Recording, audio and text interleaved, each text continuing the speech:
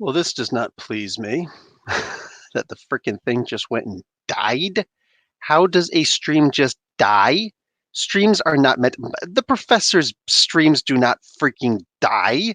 That is not the way that this works. Anyway, I'm very upset at this. So, nah, we don't play this game. Homie, don't play that. All right? Homie, don't play that. Anyway, I'm back. I'm freaking back. I'm ready to kick somebody in the well, let's just say the nutsack in general. All right, I'm really mad that that freaking happened. So I'm back and just make a whole new freaking stream. Be like, blip, blip, blip. So listen, I'm awake now. Shoot, I'm awake now. I'm ready to punch freaking StreamYard in the face. I'm ready to punch freaking whatever in the face, like YouTube, just everybody, just to get in line. Blip, blip, blip, blip, bow. Just, ooh, I'm so mad now. Victor's here. What's up? All right, we're ready to go. Bruce Johannes is back. All these people are back. And what's going on? Okay, so listen, I'm gonna start showing off some of my toys that I got today because I was out. Like my wife had to work and I had to drive her because she was late. So I decided, you know what? Screw it. I'm having fun. Check it out. Lego Ben Kenobi going to stop the thing with the thing in the Death Star. He's gonna stop the thing. So I'm gonna build that, and I'm gonna do like a little stop motion animation with that because it's funny. It's gonna be awesome. Chip threw some shade at Didio. Oh man, was a massive supporter of me being at Marvel. Sorry to see him go. I don't know if that was well, whatever. I don't know. Okay. Now I only got one more piece to find. I got to find the She-Hulk. But I did find my girl, Miss Marvel. Miss Marvel. Wow. See, I am still tired. Never mind. Sue Storm, the Invisible Woman. So I've got the original, Marvel Legends latest one that came out like 2 years ago, and I got, excuse me, this one. I got the body up here, so I can. So all I need is She-Hulk, and then I'll have the invisible arm over here and the regular arm. It comes with the invisible arm and the transparent arm and the regular arm for Super Scroll. But so I'm literally one arm or two away from making the Super Scroll. So I'm super happy about this super good news. Okay, I went to Walmart. I got a couple a couple CDs. I got Kiss Greatest Hits because hell's yes. I got Boston Greatest Hits because hell's yes. Something completely different from both of those. Like they're both different from each other, but straight out of Compton comes a brother who will smother your mother and make your sister think I love her. Dangerous mother fathead raising hell. And if I ever get caught, I raise bail. Like, dude, my man's Easy E. I got NWA straight out of Compton. They got this guy from Transformers, Broadside. What the heck's this guy's name? Sound Barrier. He basically makes a ramp. That's his thing. He transforms into a ramp. I think this is Vincent Torelli's car from Fast and the Furious. Oh man, let me throw that down there. Down there. What else I got? What else I got? Damn it, because I got some other stuff. Oh, I got another Lego. This is actually the second one I got because I really wanted two of the ships and two of the guys. I don't care about two of the radar dishes, but boom. So I got two of them now. So I'm happy. I'm happy. Let's see what else I got. I think that's it for that bag. 3 more bags to go, my peeps. 3 more bags to go. So let me put my CDs up in here. Oh, man. Oh, man.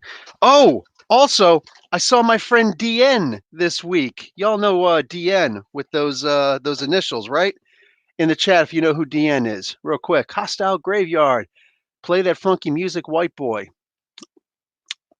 I don't know you. I don't know you to be making silly jokes like that. And you obviously don't know me because this shit, Italians, I don't know, man. I think people can call Italians white, whatever. And plus my Native American heritage, sure. Whatever floats your boat. And maybe I'll make a judgment of you when I see you. At the end of the day, bro, I don't know you to be making jokes like that with me. I don't even know who the hell sings that song, Play That Funky Music, White Boy. Anyway, so I got this here. Oh, but you know what? I think you were my friend DN. These nuts. So anyway, I got the higher ground. I don't know why my man's over here has the higher ground. Dude's about to get dropped. But salam. Walaikum assalam wa rahmatullahi wa barakatuhu. Wa maghfiratuhum Allah. Kayfa halaka better. So I got Eevee with the Jolteon form. I got Eevee himself. I don't care about that little mother fat head. I don't know who that guy is. He could take a short walk off a long walk off a short pier for all I care. Boom! I got some Flareon. No, I did not get the Vaporeon because that would have been cool. I didn't find it. I did get a giant sized Gengar though. Sup? So I got all these cool guys. Only 2 more bags to go. And newsflash, one bag is much bigger than the others. Okay, so what I got in here? Oh, y'all ready to go some DBZ? Oh, look at that. Look at that. I got Ultra Instinct Goku. I don't know what the hell that is, but anyway, it's Goku with his shirt ripped off, and I'm gonna have some fun with the stop motion on that one, man. Woo! And I only got there's all these guys on the back for this new thing. They got Go Gogeta, whatever with the freaking Halo. I don't need all that crap, but I did want Cooler in his final form because I got Freezer. Now I got Cooler. So yeah, we're good. We're good. That's going to be so much fun. Okay, I only found one of these, but I need at least 3. So I need 2 more of the Cuckoos, the Stepford Cuckoos. Oh, sweet! You see, it comes with all 3 heads, right? And a miniature Cerebro over there. So I'm going to get 2 more of these so I can switch up the bodies and whatnot, and then I'm good to go. I got the Cuckoos, and then EB Games up here at least, EB Games exclusive. The Earthrise is finally out. There's a bunch of Earthrises. So this one is Grapnel. Yeah, Grapple. So cool, cool. I don't know. I'm sure that they're going to wind up doing Inferno pretty soon too, because he's basically the same damn thing. You know what I'm saying? He's basically the exact same figure. So William Presley, what's up? Haven't seen you in a bit. Needs more Vegeta. My first stream, Brian Saron. What's going on, Brian? How you doing? I'm just showing off some stuff. And then, hey, Lewis Versatility, what's going on? I didn't watch any of the Pokemon after the first one, really. Like, none of that stuff really worked out for me. I just didn't like it.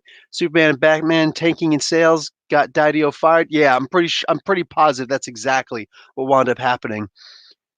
Elusive to attacks, aka the Muhammad Ali dodge. Oh, the rope-a-dope. Oh, the dodge technique, not the rope-a-dope. That was him actually taking punches from George Foreman specifically. Okay, yeah, dude. Float like a butterfly, sting like a bee. Okay. Now I don't know if this was smart getting this because apparently they're going to be putting this character in a Rita 2-pack, but I actually found Lord Zed and I've never found him before. So I was ultra super happy to find him. Now I've got Tommy the White and Green Ranger, so that could be a whole lot of fun. But they're about to have a like the exact same one, but in a 2-pack with Rita Repulsa. Man, so of course now this is available everywhere, right? Anyway, so I found this. I'm kind of happy. Kind of happy. Um, okay, this one's weird, but it's actually more for my kids than for me. But I got this. I just think it looks cool. So yeah, I forgot to give it to them today when before I went to sleep. I forgot I got to show this to my wife because I think we're in the paper because the largest union rally ever, to my understanding, in Canada, Toronto area. Hey, babe, got something for you. Come here. Forgot to give this to you. Found this for $1.80 with my Edge card, Aguilar. So got some Assassin's Creed up in here. Oh, here you go. See if you're in it. Go ahead, close my door. Close my door. Close it, woman. Thank you. Love you. Bye. Okay, what's this little guy? Oh, yeah, this guy's a little weird. Looks like he's in Redstone. I don't know what all this stuff is, but anyway, I got toys. I got toys. So roll your wrists like CM Punk doing the live stream because Comic Book University is best in the world. Well, thank you. Okay, so here we go. Just do one of those, and it's clobbering time. Oh, actually, I could do it here. It's clobbering time. So let's see, what else do I get in here? Oh, this is for the kids also. I got one of these little Ant-Man. I didn't realize they made this little guy. So cool. Now they've got an Ant-Man. Well, they're about to. So awesome. Okay. So I got this big bastard. I already had the Cosmic Ghost Rider, as you can tell, right above me here. So I got my two Ghost Riders there, but now I've got this guy. Oh, and they just so Squirrel Girl, but they also just announced that they're going to be doing a Punisher on his motorcycle, and he's going to be like sleeveless with his sleeves all the way rolled up. That should actually be a whole lot of fun. That one looks real cool, and I don't mind collecting Punisher figures. Okay, I got Hoist, Earthrise. I got Cliff Jumper, even though I wasn't overly excited getting him, and he's like the same freaking price, which crushes my soul, but whatever. I got Cliff Jumper. I already have one from the recent set, not the Rise of Cybertron. They never made him, but whatever. Anyway, the one that I was really super excited to get, boom, got Wheeljack. I got my man's Wheeljack. So it's time to start building some crazy stuff and blowing it all up. um, what do you call it? I was really hoping to find the because I didn't get that one leader class Optimus Prime. I've got a different Optimus. I've got my Power Masters guy up here. I got the regular Optimus Prime from Siege in my bedroom. And I think I'm missing something because I think I got that snowman also, didn't I? Or the cow or something. I'm positive I got another Minecraft thing. But you know what? I don't think you guys come for the Minecraft. So you know what? Whatever. It's around here somewhere. Or it's out there. Actually, and this isn't everything because I also got my Tom Petty Best of Tom Petty, which is fun. That's actually in the car right now. I had my Bruce Springsteen playing, and I guess my wife got sick of it. She's like, "Do you have anything else?" Like, "Yeah, I'll go find something in Walmart today," and came out with Tom Petty and a whole bunch of other cool stuff. I also got a the Man in Black best of. Why the hell? Oh, a room tour of all my collections. Yeah, I've got a lot of stuff. But anyway, Johnny Cash. I got some Johnny Cash also. So I'm happy with my music right now. My car travels will be excellent, excellent. You posted a link, Professor, from Toy Fair. Oh, where's Toy Fair, Martin? Because yeah, what is that going on? Is that like tomorrow or something? Because I don't think I could swing by, but I'd like to swing by. Oh man, dude, today and tomorrow only. There's this not a festival. There's a little museum in Scarborough, a little teeny tiny museum in Scarborough. That's on the east side of Toronto. I'm on the west side of Toronto. Yeah, I'm on the west side of Toronto in Mississauga, but in Scarborough on that side of Toronto which means I got to drive through Toronto. Um, is There's a small museum and they've got an exhibit today and tomorrow only, and it's with Mansa Musa. I don't know if you guys know your history, like your world history enough, but what you call it? The Mansa Musa is the richest individual man in history. He was from like the Ghana area, not Ghana specifically, north of that. Why can't I remember the name of the place that he was originally from? If somebody can look it up really quick, Mansa Musa is his name. Hey, what's up, Griffo? Professor Griff. um, what happens? So, bow. Oh, what's going on? What works out from Mali? I know this. Thank you. My African wife is like, he's from Mali, dumbass. You fucking colonizer. I just cursed. Sorry, my bad.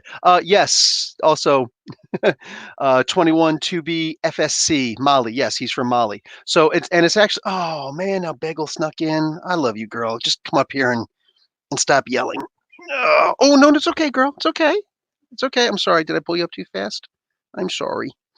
So anyway, yeah, he's from Mali. Like I know that, and I'm just like super freaking tired. But yes, he's from the Mali area. Anyway, so this is literally the richest guy in the world. He's well, the richest guy in the history of the world. America's the richest nation in the world, in the history of the world. But Mansa Musa, the richest individual in the world. This dude He decided to travel to go and make his Hajj. He was a Muslim, all right? And he decided to make his Hajj. And he stopped at 7 places on the way. Mind you, I haven't even been to the museum. I don't even know what they got there, all right? But I'm excited to go, and I'm hoping I could find the time to go because, like, to me, this feels like it's a once in a lifetime thing. They got actual artifacts from this dude's life, man. Holy crap! I'm like beyond excited for this. So um yeah, I love you too. Why are you yelling at me? Why are you yelling at me? So he made 7 stops on his way up to Mecca, right? And on those 7 stops, if you're coming from that region of Africa, people actually consider this a part of the Hajj to visit these places because where Mansa Musa stopped, even for an overnight visit, he actually crippled the economy of the places he went to. And it's not his fault. He didn't mean to do it. But when this dude shows up and he's paying in gold coins with his face on it, and I think what do you call it? His animal on the other side, if I remember correctly, but don't quote me on that one. But like with his face on it, you know what I'm saying? And like he's, it's like, oh, this thing will cost this much. He gives you like a bag of that of gold for like a cup of tea or whatever. Like that's how rich this dude was, and he was very generous, and he was so generous that he didn't realize that economically he was actually going to wind up crippling the economies of these places, because that's what happens. Like you think about the housing crisis here in Toronto and all across Canada, and what's starting to happen in a lot of places like San Diego, and whatnot, and in New York. If not for rent control is saving a lot of people in New York. But anyway, these people, dude, forget about it. Um, change the lyrics to Comic Book University. Cult of Personality would be a good one. I loves me some Cult of Personality. Raven, what's going on, brother? And Dragon is here too. Cat in French means sneaky. That makes sense. Bagel versus Kite Man. Did you just say you just earlier said the most pathetic person in dude? No way. Because let me tell you something. Meow means hell yeah. So anyway, um, um, what happens now? Oh, Sterling. Hey, what's up, Sterling? I didn't realize 21 2B. Yeah, anyway, that guy. That's Sterling. What's going on, Sterling? How you doing, brother? Um so oh, that's not accurate. Okay. Um but I think one of the things keeps killing comics and the sales is merchandise. Okay, I'm gonna get all of that good stuff. You ever get to the States again? To go to a Comic-Con? Yes, I'm sure that I will. I'm thinking maybe next year, hopefully next year. I'm hoping that maybe by New York Comic Con, maybe I'll be able to go and start visiting some of these other places because, stuff. Um oh, Sterling, also if you want to listen, Sebastian, what's going on? Sterling, if you are interested in doing the lawyer thing again, I seriously can't find anybody who wants to defend Tony Stark. Yo, this is a shout out to everybody who's listening, to everybody who you know personally who's a Tony Stark fan. Look, I want to do a big thing where I see who is more guilty, Tony Stark or Carol Danvers in the Marvel Civil War 2, because they were both some wretched, abhorrent people. Now, granted, they had to make Carol Danvers act very much out of character to make her that way. And with what's his name, Tony, it's like Tony was just Tonying. But for all the people who are sitting there talking all of this crazy stuff about Tony Stark, oh, he was right. You're not going to find anybody who's going to defend Carol Danvers and feminism and blah, blah, blah. It's too funny. I've got people in lines. I'm not joking when I say this. I've got people talking about, dude, like I have a lawyer friend from Alberta who wants to defend Carol. And I was saying, would you be willing to defend Tony? And he's like, I will, but I feel like Carol has more defenses. Like, okay, we'll do this. But like I'm trying to find other people to defend Tony, and I can't find anybody to defend Tony, man. Like nobody's desirous to defend Tony. So I'm saying, dude, I can't find anybody. So if you want to do it, if you want to show up again, um, yeah, because that would be really cool if you could show up and help out with that one. So we'll be back in that channel. Yeah, we'll see what we can do. William Presley, thoughts on Dan Daddio leaving DC Comics. So I was talking about it a little bit earlier. Basically, at the end of the day, Daddio leaving, I talked about it in my podcast. So I'm going to be recording my podcast tonight with Chillmonger. I'm going to have a special guest if he shows up, if he can show up, if he can find the time. I'm finally going to be able to have an actual conversation with Blurred without fear. Ernie's going to show up. All right.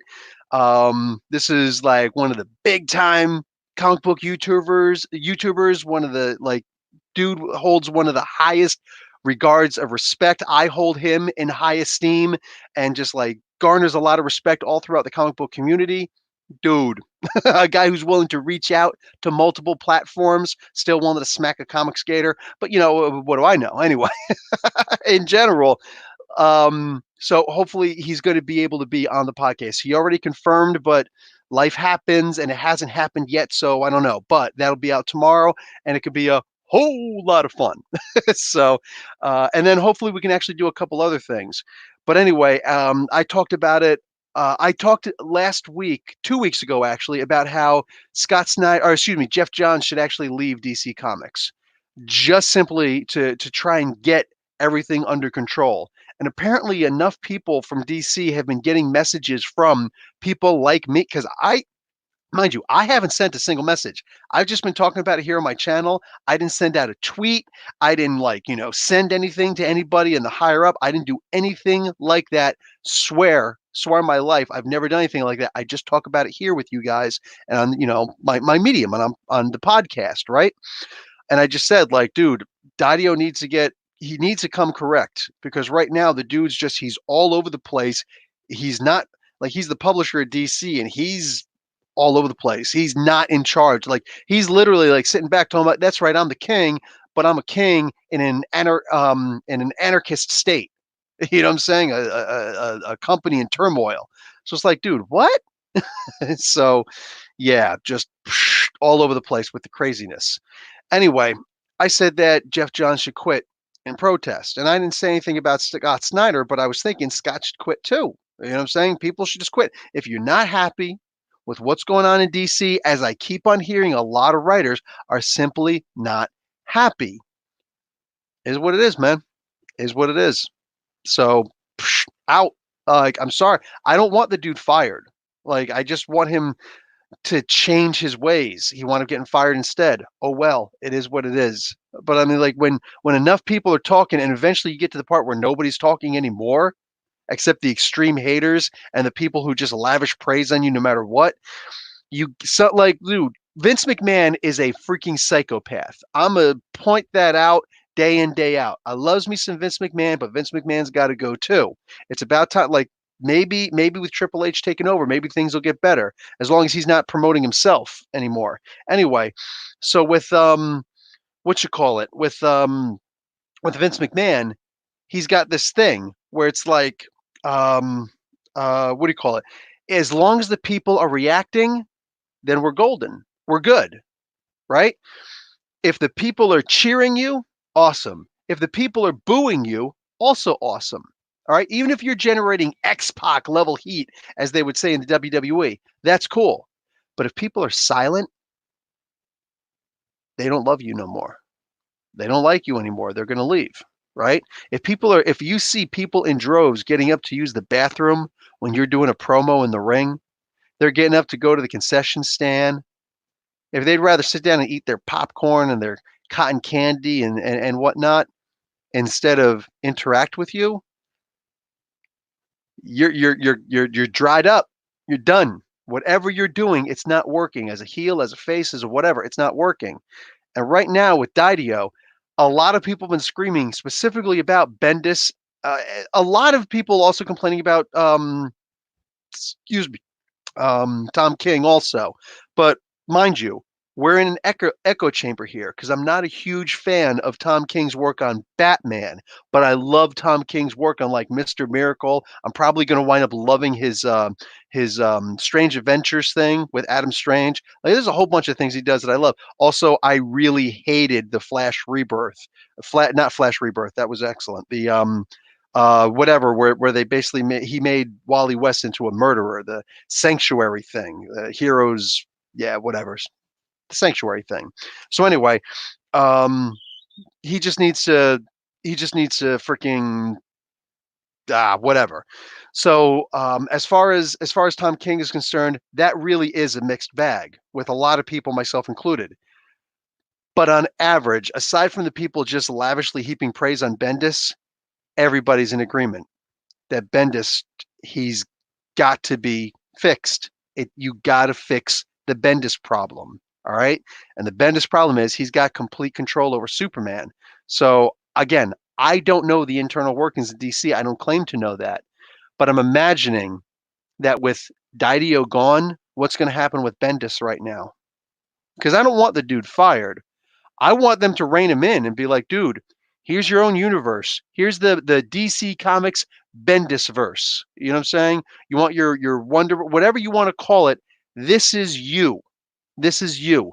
So you just go in there and you make this old, just like you did with the Ultimate Spider-Man, and eventually everybody made the Ultimate Universe in there. Here you go, man. You go ahead and this is your own version. Call it instead of Elseworlds, call it Bendis Worlds. You know what I'm saying? The Bendis Worlds, and you can have your Superman and your Batman and your Wonder Woman and all those characters. Heroes in Crisis. Thank you, Mark Guerrero, and everybody else who threw it in there also. I don't want to pick you back up. I love you. Please go away. So anyway, yeah, like just he needs to just go into his own world and just do his thing there because the guy's amazing, but not when we can't see any continuity and everything. Let's be realistic. As comic book fans, most of us are looking for some kind of continuity. And we don't get that with Bendis. We just don't. He doesn't even keep himself in continuity stuff. He's just like, I'm just going to tell stories. And even if they don't make sense with each other, I'm just telling stories. We've got a thing for that. In DC, it's called Elseworlds. So we're done. That conversation should be over. Sorry for asking again, but I missed what direction you think is going with Punchline. Chris Pineda. I don't know. Did I get this week's Aquaman? Yes, I did. I'm going to try and answer both of those questions. Here, again, with all the... Oh, I didn't tell you guys what I'm doing lately. So I've got a whole bunch of comic books that I didn't get to yet, and I am not getting to all these comic books. But I want to get to Flash Forward. I want to get to Guardians of the Galaxy issue 2. And I want to get to Aquaman. I also want to get to issue number 2 of Atlantis Attacks, because hell's to the yes. I also put my Bloodshot issue 6 with my Bloodshot issue 0 and my Visitor issue number 3, which I'll probably skim through, and Dr. Tomorrow issue number 1. I did get a different cover for that instead of the one I had from This Week in Comics. But anyway, and I do have my Marvel's Voices. I also wouldn't mind getting to Conan the Barbarian because Jim Zub just jumped on that. And I got a whole bunch of other ones too that maybe I'll get to. I'm going to try and get to. Plunge, I got. Teen Titans, I got. Wonder Twins, the final issue, I got. Justice League, the second one that Venditti did. The Ghost Spider and Deadpool issue 2. So I got all these, and I don't know which ones I'm going to get to, but I'm going to try my butt off to get to them. But at the end of the day, they are simply not my priority. I know a lot of people are really upset to hear that. Sorry. So here's what I've been doing. I have been writing a comic book. There's a contest from Top Cow Studios. All right. Top Cow Studios. Yeah, the DC Supergirl comic book is ending. Yeah, no, I'm kind of sad about that, but I haven't been reading it, but it is what it is. But I do think I'm going to get that next issue because it looks pretty fun. Bye-bye, Bagel. I love you, girl. So anyway, they yeah, Hell Arisen number 3. Make sure you grab that because the Punchline thing. Sorry. Okay, so here with Punchline, I think that this is going to be a really interesting character because the main reason why I'm right next to the YYZ. No, that's not just a Rush album. That's the Pearson International Airport here in Toronto. I'm very close to Toronto, so yeah, it's going to be loud. Now I'm just going to be new people, not old people. I'm not going to disagree with you there, Solo Rebirth, but a nice combination I think that I just think we need more diversity, not just like ethnic or sexual diversity. No, I think that we also need age diversity too in DC and in Marvel, all over the place. We need a lot of diversity so that we can appeal to multiple crowds and see what's what, instead of just people who are stuck in their ways or not yet in an evolved way. We need a bunch of different people and a bunch of different voices. But anyway, I think that with Tinian the Fourth, he's stretching it out and he's making it a way where, like, you look at the way, just like I said in my Batman review, the way that he's got minor characters that nobody cares about for the most part, like Gunsmith. He's a cool little character. Do we think that Gunsmith is going to become some incredible character someplace? Probably not. And all four of those characters that are working for Deathstroke, they're very minor characters, and yet look at the history and the background that Tinian's already done to create these characters. You look at the world that Tinian's creating, and he's making brand new gadgets. How often do we get new gadgets, right? Tom King did a new gadget once that I saw, or that I remember at least once in the very beginning of Batman Rebirth, right? Issue 1, I think it was, where he was on top of the plane and he was guiding it. And that's an actual CIA thing that they've been working on, but it doesn't actually exist. And people are right away like, this is stupid. So yeah, I'm saying, but he's doing these awesome things that people are just going crazy over, man. Um, um, Gunsmith. No, yeah, Kite Man. There was a whole bunch of cool things done with Kite Man too. But at the end of the day, he just had him say "Hell yeah," Kite Man, hell yeah. Like that's Tom King. But as far as Tinian, we're talking about, like, here's these brand new characters that he's just, and maybe they existed before. I don't know. Honestly, I've never seen them before. But like, he's putting some great effort into these characters, and it's like, holy crap, they're amazing. So boom, all of a sudden we're getting these new storylines. So if he's going to be introducing Punchline as a replacement to Harley Quinn, yes, I think that this character is going to make a hell of an impact. I don't imagine him killing off the character anytime soon. I imagine it being something where this is going to be a permanently freaking awesome character. So yeah, if you're a speculator, even if you're not, go out and get your comic book early. Call up your comic book store, be like, hey, I want to make a pull list, and I need you to put Hell Arisen issue number 3 in there, and uh, Batman issue number 90 and on in there. I want to actually put these in my pull list. Like, help me out. Only if you've got a cool comic book store, it doesn't charge you for your freaking pull list, because charging you for pull lists is stupid. All right, just I'm putting that out there right now.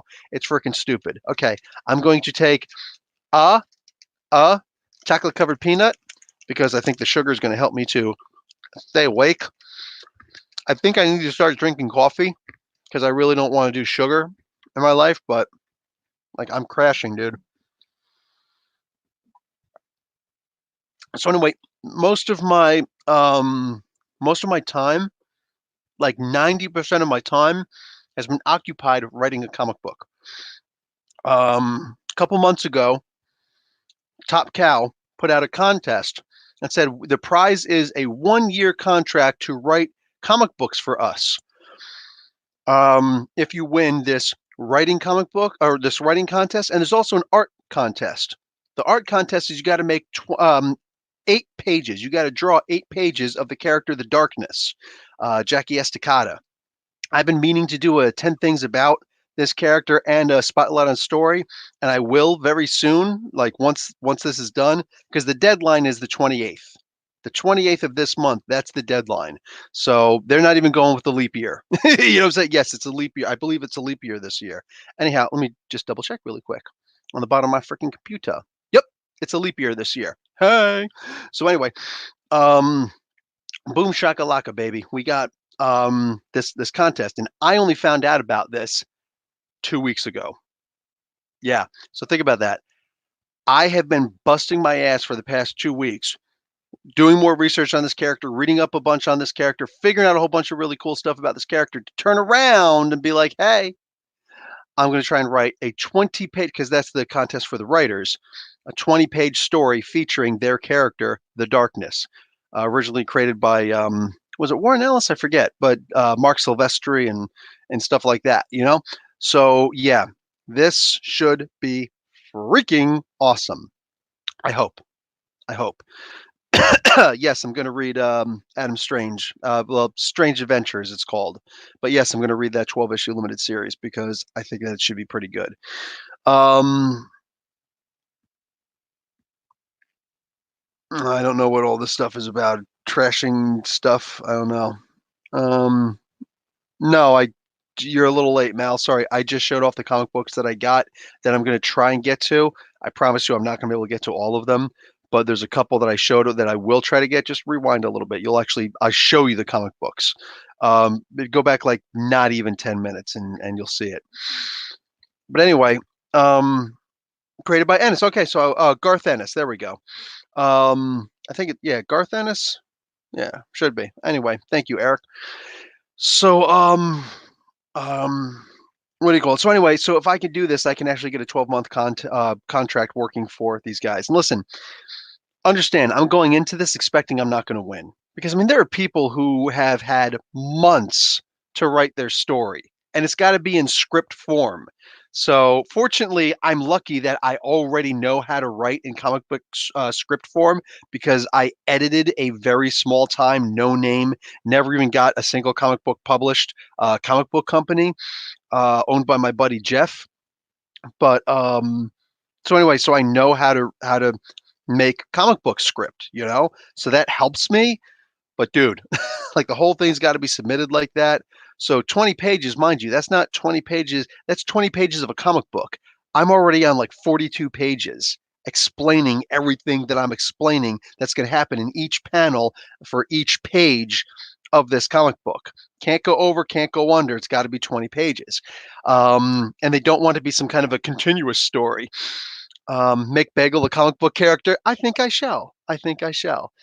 Expect the worst and you won't be disappointed. Yeah, honestly, like I can't imagine me possibly winning this contest. It seems impossible because I've been doing this for only 2 weeks and I've only got the rest of this week to get it out. So it doesn't make sense that I could possibly win. Like, dude, everybody who submitted would have to suck for me to freaking get in. And I shouldn't say that because on the off chance that somehow they're just like, yeah, this guy's actually pretty good.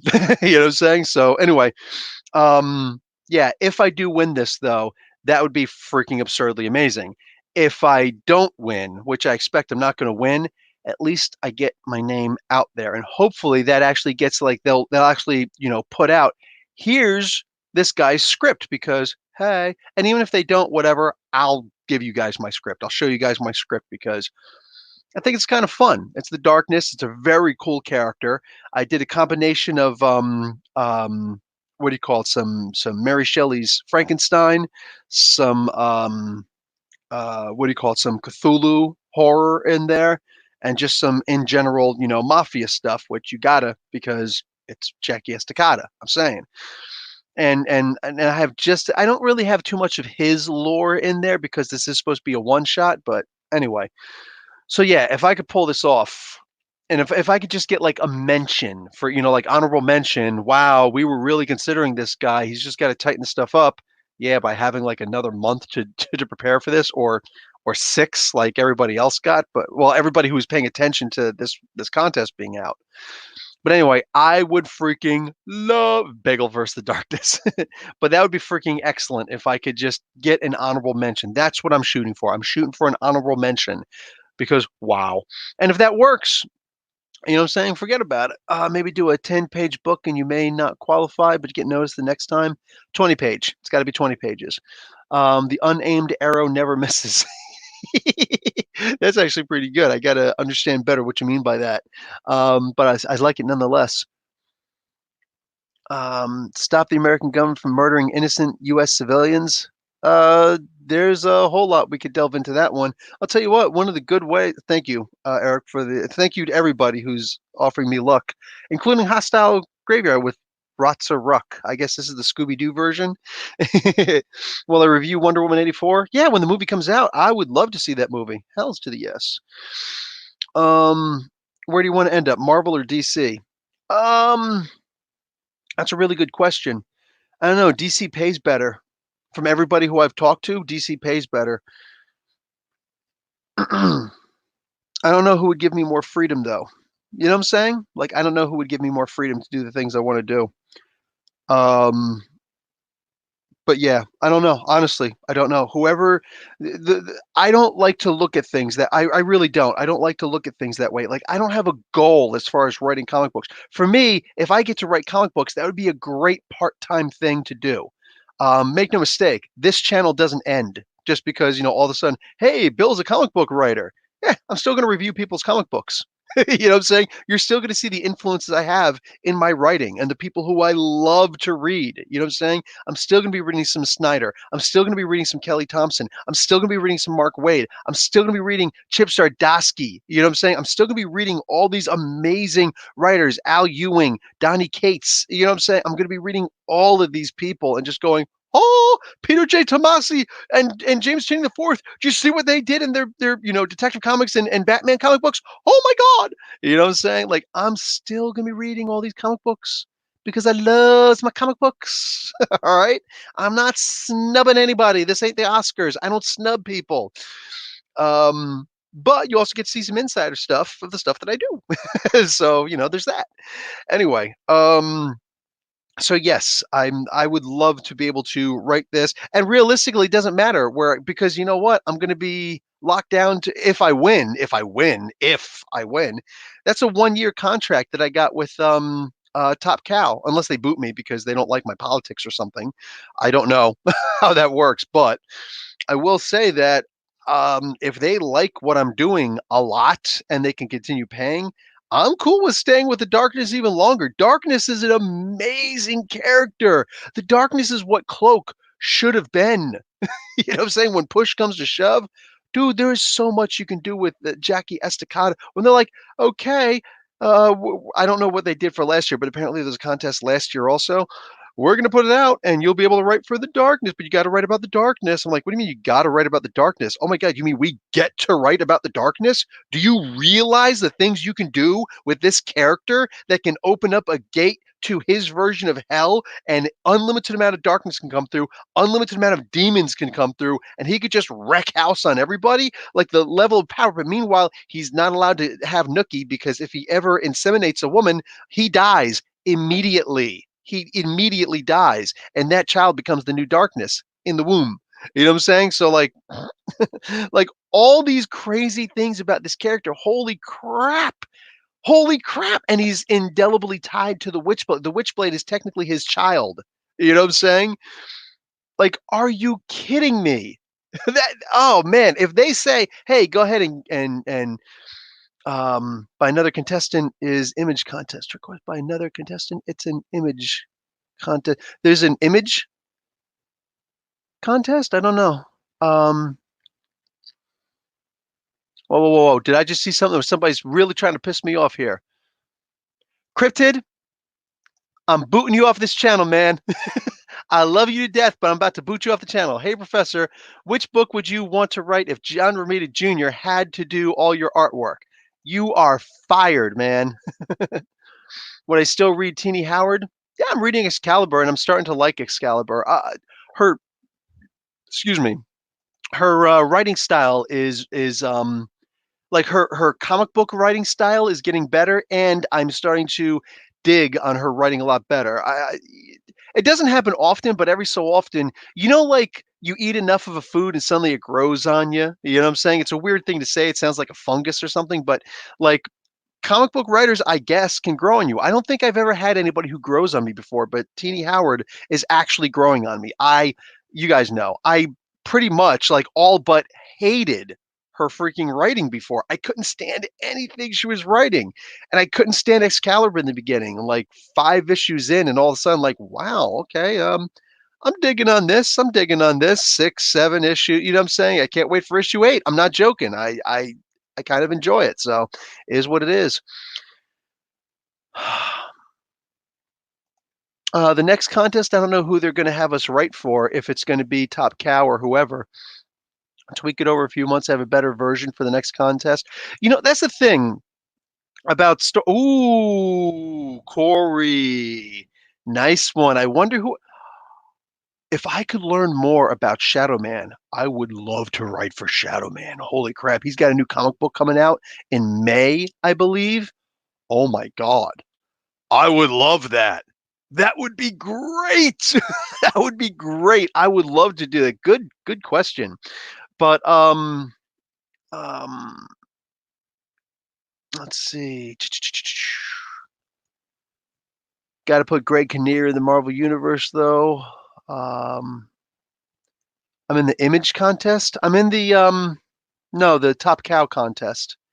I didn't know that Image has a contest too. Do they? Because I would consider that. Have you tried sketching Spider-Man yourself? Yeah, I lost a lot of my artwork, but and I don't really draw anymore that much. I don't even have my art book here anymore because it got water damage. Do I have any of my artwork? I don't know. I haven't really drawn in a while, but I'm okay with drawing. You know what I'm saying? For somebody who just doesn't keep up with drawing anymore, but I could try to do something like that. Um so anyway, yeah, I just think that it'd be great if I could actually get my name out there and do something like that. If I could actually get a contract writing for somebody, it'd be cool. It'd be cool accolades, um, and it would be fun. You know what I'm saying? It would be fun to just do stuff like that. Jupiter Jet by Jason Inman from the John YouTube channel. I've never heard of that. I've never heard of that, but I'll check. I'll try and remember to check it out. John on YouTube. Yeah, I'll consider checking it out.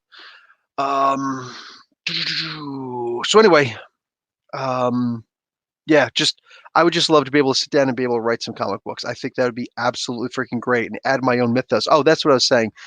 The idea of being a storyteller, look, there's a difference between a storyteller and a writer. And sometimes you could be both. Like on the rare occasion that you can be both or that you find someone who is both, then you're golden. You're absolutely golden. Certain people are great writers, but they're not good storytellers. You know, like they're great when it comes to ghost writing, or they're great when it comes to just putting out a whole bunch of content, whatever. And then or writing certain scripts based on an idea or a plot that's already pre-established, like a screenwriter, like an example of a great writer could be a screenwriter. You've already got this ghost script. You've already got the script of this novel, whatever, and you're just basically translating things into screen format, you know? That's it. So you're a great writer, but you're not great at the storytelling. There can be people who are great storytellers and not good writers. And that I feel might be my problem. I feel that I'm an amazing storyteller. Dude, the amount of role-playing games that I do and the intricacies that I lay down and I'll change things up constantly and I can think of things on the fly. I can roll with the punches if a character does something different. You know what I'm saying? Like, and I always DM. I'm always the dungeon master, and like combining this story with that story. And it's like, okay, so you guys are going to go on this mission and you guys are going to go on this mission on a different day. I'm going to get everybody, up in there and whatnot. Dude, being a storyteller is great. And it's great when you're sitting down at the campfire and you got your freaking flashlight up in your face and stuff like that. The problem is storytellers don't make a whole lot of money. Writers make great money. Storytellers play good games. You know what I'm saying? Or something along those lines. But if you have the ability to do both, and here's the thing, you can get better at being a writer. I don't know if you can get better at being a storyteller. I honestly don't know. All right. Because either you've got great ideas or you don't. And I'm not sitting here trying to pat my own back or anything like that. I'm just being honest. I have been telling stories for so long. You know what I'm saying? So, first time I played Dungeons and Dragons, I think I was 7 years old. You know what I'm saying? And I remember I was a monk and I read the character and the guys who were leading the game got it wrong. So this is first edition. They got it wrong and they thought that I could throw lightning bolts. I'm like, monks can't shoot lightning bolts like you can. So if you're stuck behind this wall, go ahead and you can try and just boop, boop, boop, get down this wall. I'm like, okay, fine. I'm throwing these imaginary lightning bolts and boom, boom, boom, boom. And then all of a sudden it's like, no, wait, oh no, I'm wrong. You don't have lightning bolts. Yeah, I know. It's like we're gonna build that wall up. I was like, dude, whatever, man. And I was 7 years old and I was playing with like 12 and 14-year-old kids, you know what I'm saying? But like I was able to get all of that good stuff. So as far as Okay, that's we don't have to be making fun of people now. Come on now. But anyway, anyway, so very quickly, I just started being a dungeon master because I'm like, dude, I could be a player and play one character, but if I'm the dungeon master, the players get one character each, but all the other characters, they're mine. I get to play like people, every so often, hey Bill, man, like, you sure you want to be the DM again? You don't want to play? No, I am playing, but I'm playing as the DM. Yeah, but like, you don't want to play a character? You play one character, dude. Like, who do you think? Like, I'm afraid somebody's going to usurp me and be like, nah, dude, I want to play the GM. I want to play the game master, the dungeon master, the judge. I want to do that. I don't want somebody to come up and snag that from me because I don't want to be confined to only playing one character. You know what I'm saying? I love the idea, the freedom of just being able to boom, create an entire world around the world, So that's me. That's me. I have got so many stories that I could tell. I could think of things off the fly. Just yeah, I my head is full of freaking stories to tell, and I would love to be able to just sit down and start writing all those. I just got to get better at actually writing them, putting them on paper. Oh, blah, blah. Okay, so let's see what else we got here. Doug, hey, what's up, Doug? Doug, I never actually asked you how to pronounce your name. I think it's Vahovic. I'm sorry. Popping in to say thanks, Professor, for inviting me as a guest in the game this week. It was supposed to be a secret. But if you guys remember when I was season 1 and season 2 of the Face Rip game that I ran over a Nerdicy, I started doing it here also. So I've got season 3 up and had a couple players who jumped in and started one returning character, not the character, but one returning player from season 1. And I ran season 3 here. I've got a whole bunch of other parts for season 4 playing right now. Like I said, storytelling, all these different, stories out, and it's just boom, we're good. Oh, I nailed it. Okay, awesome. Give yourself a Barry Horowitz. Nice. Nice one.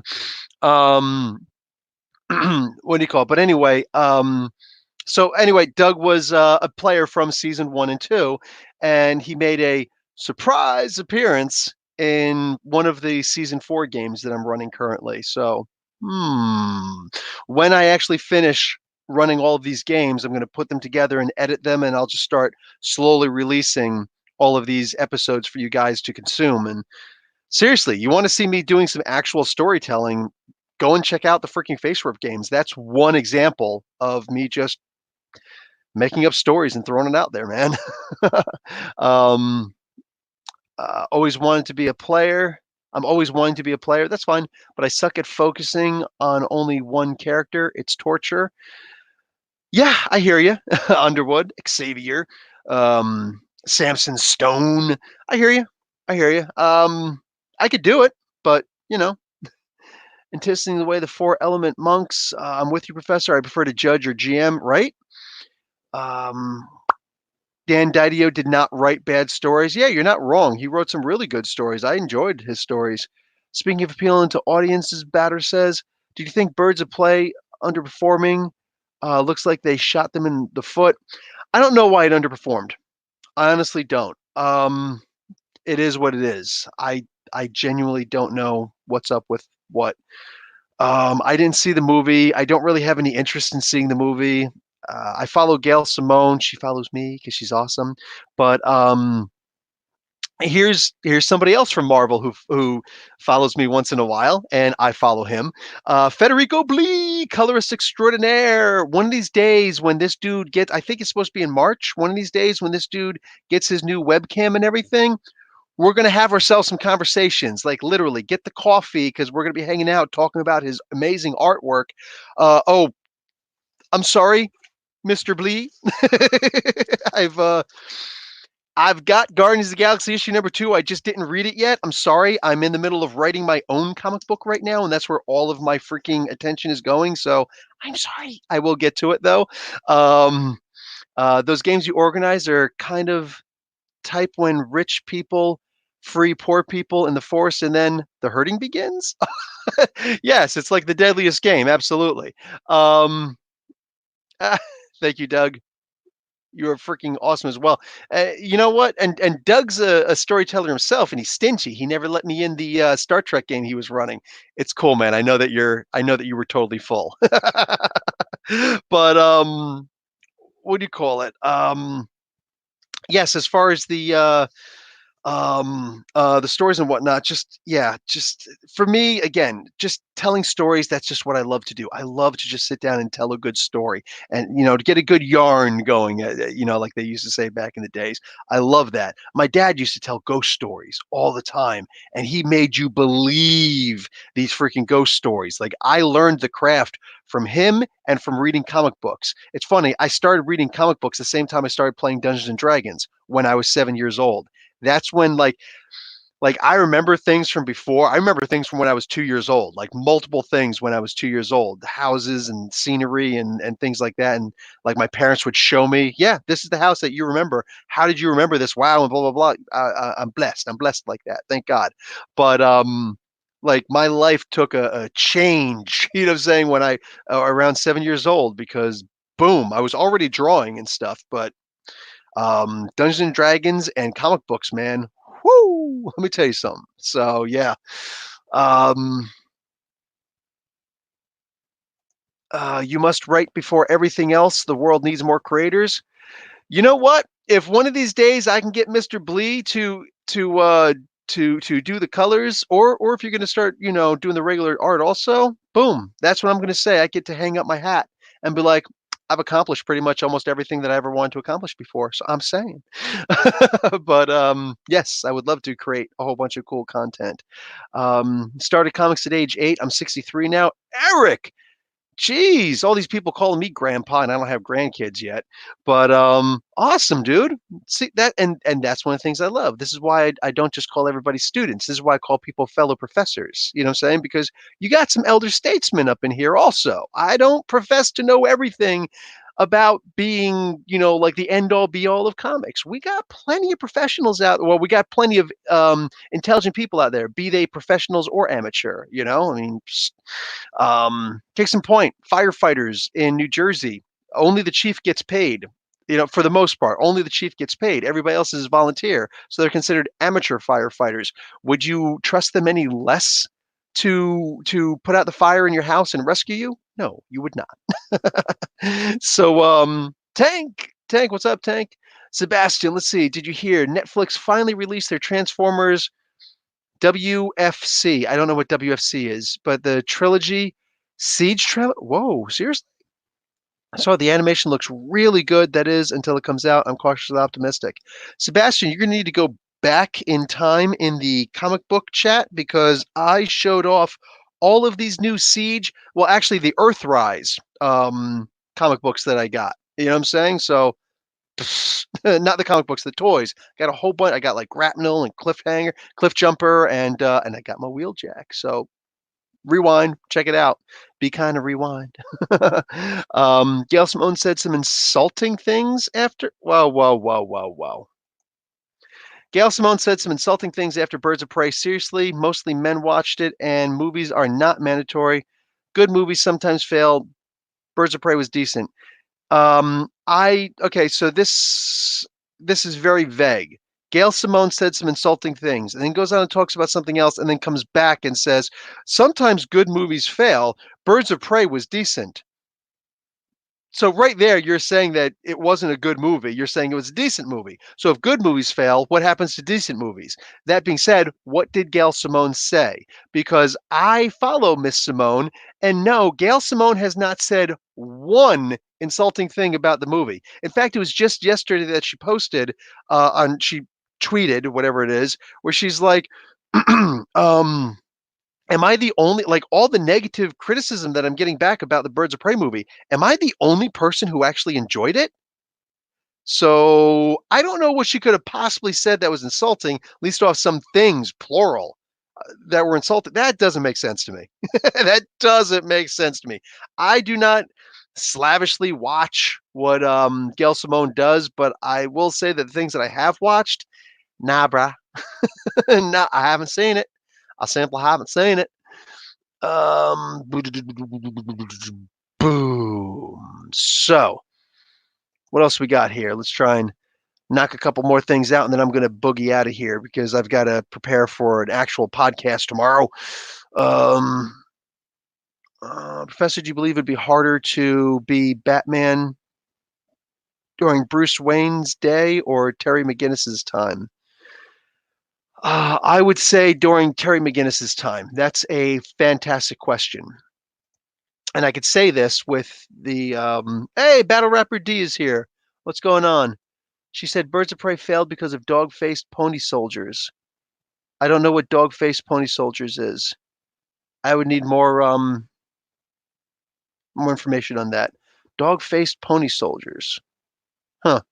Um, okay, so while we're getting that put together, so I can read what that was, Professor, do you believe it'd be harder to be Batman during Bruce Wayne's day or Terry McGinnis's time?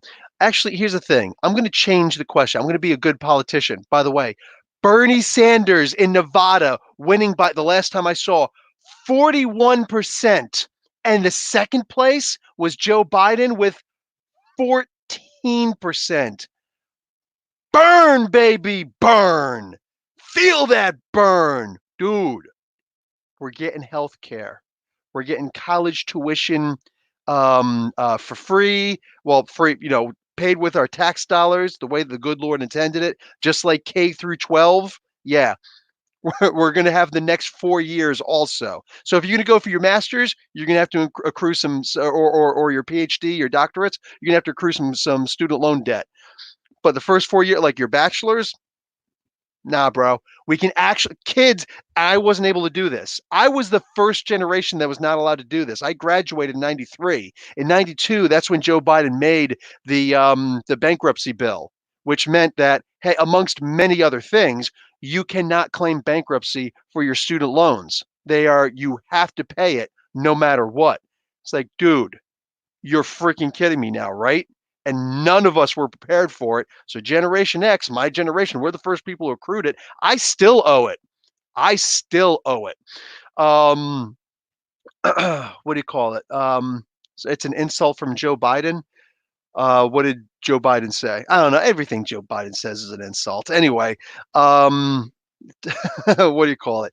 Pushing Reagan to start putting more the drug laws, so we could put more minorities in prison. Come on, man. And then freaking the Democrats version of Trump, Mayor Mike Bloomberg, coming up talking about the creator of Stop and Frisk, which has actually reached up here in Canada for a while. Oh, dude, terrible, terrible, terrible stuff. Anyhow, so yeah, I'm happy. Bernie, like, boom, they're trying to screw him over. Hey, you know what?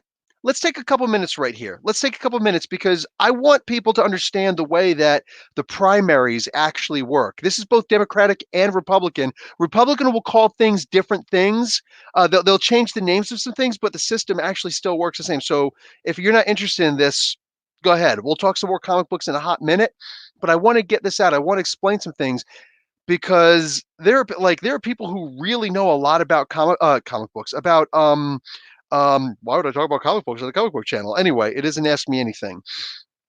There are people who know a lot about the candidates and a lot about the process and whatnot, but they don't understand the way the Democratic how the primary process actually works. Check this out. You have got the vote of the people, but that's not what gets people through the primary, unfortunately. It's not. Our vote is really only us voicing our opinion on who we want to see go for the actual the primary, not the primaries, the actual general election, which will be between one Republican and one Democrat. I know that people want to say, well, you can run as an independent too. Dude, it is nigh impossible because if Ralph Nader couldn't win going independent, sorry, nobody's going to win going independent. Ralph Nader is the guy who has done. Look up Ralph Nader, not just what he did, by running back with Gore and Bush. No. Look back during his time with Nixon and what he made Nixon do to help out Americans. Ralph Nader's a freaking amazing human being. Nah, let's go a little bit further, please. What's your favorite comics, 1 to 10? I don't do top 10 lists. I just don't, because I'm always gonna. Um, America will never go for Bernie. I don't know, bruh. I know you like to imagine that, but no, I simply don't see that as being the case whatsoever. You've got this guy, you've got some people who are slavishly for Trump, but Trump is a liar. He's lied more than anybody else who's ever taken the platform. He makes Nixon look like freaking Honest Susie, whatever that is. This dude's just a plain out liar. And at the end of the day, he's a fake populist. I want you to really look at what Trump has said, what he's promised, the things that people liked, creating new jobs, free health care like Medicare for all. He promised free health care for people. He promised a lot of things that he never delivered on, ever, never even tried. He promised he was never going to cut Social Security. He was actually going to expand Social Security. He's got it in the works as of last week. He's cutting Social Security and Medicaid.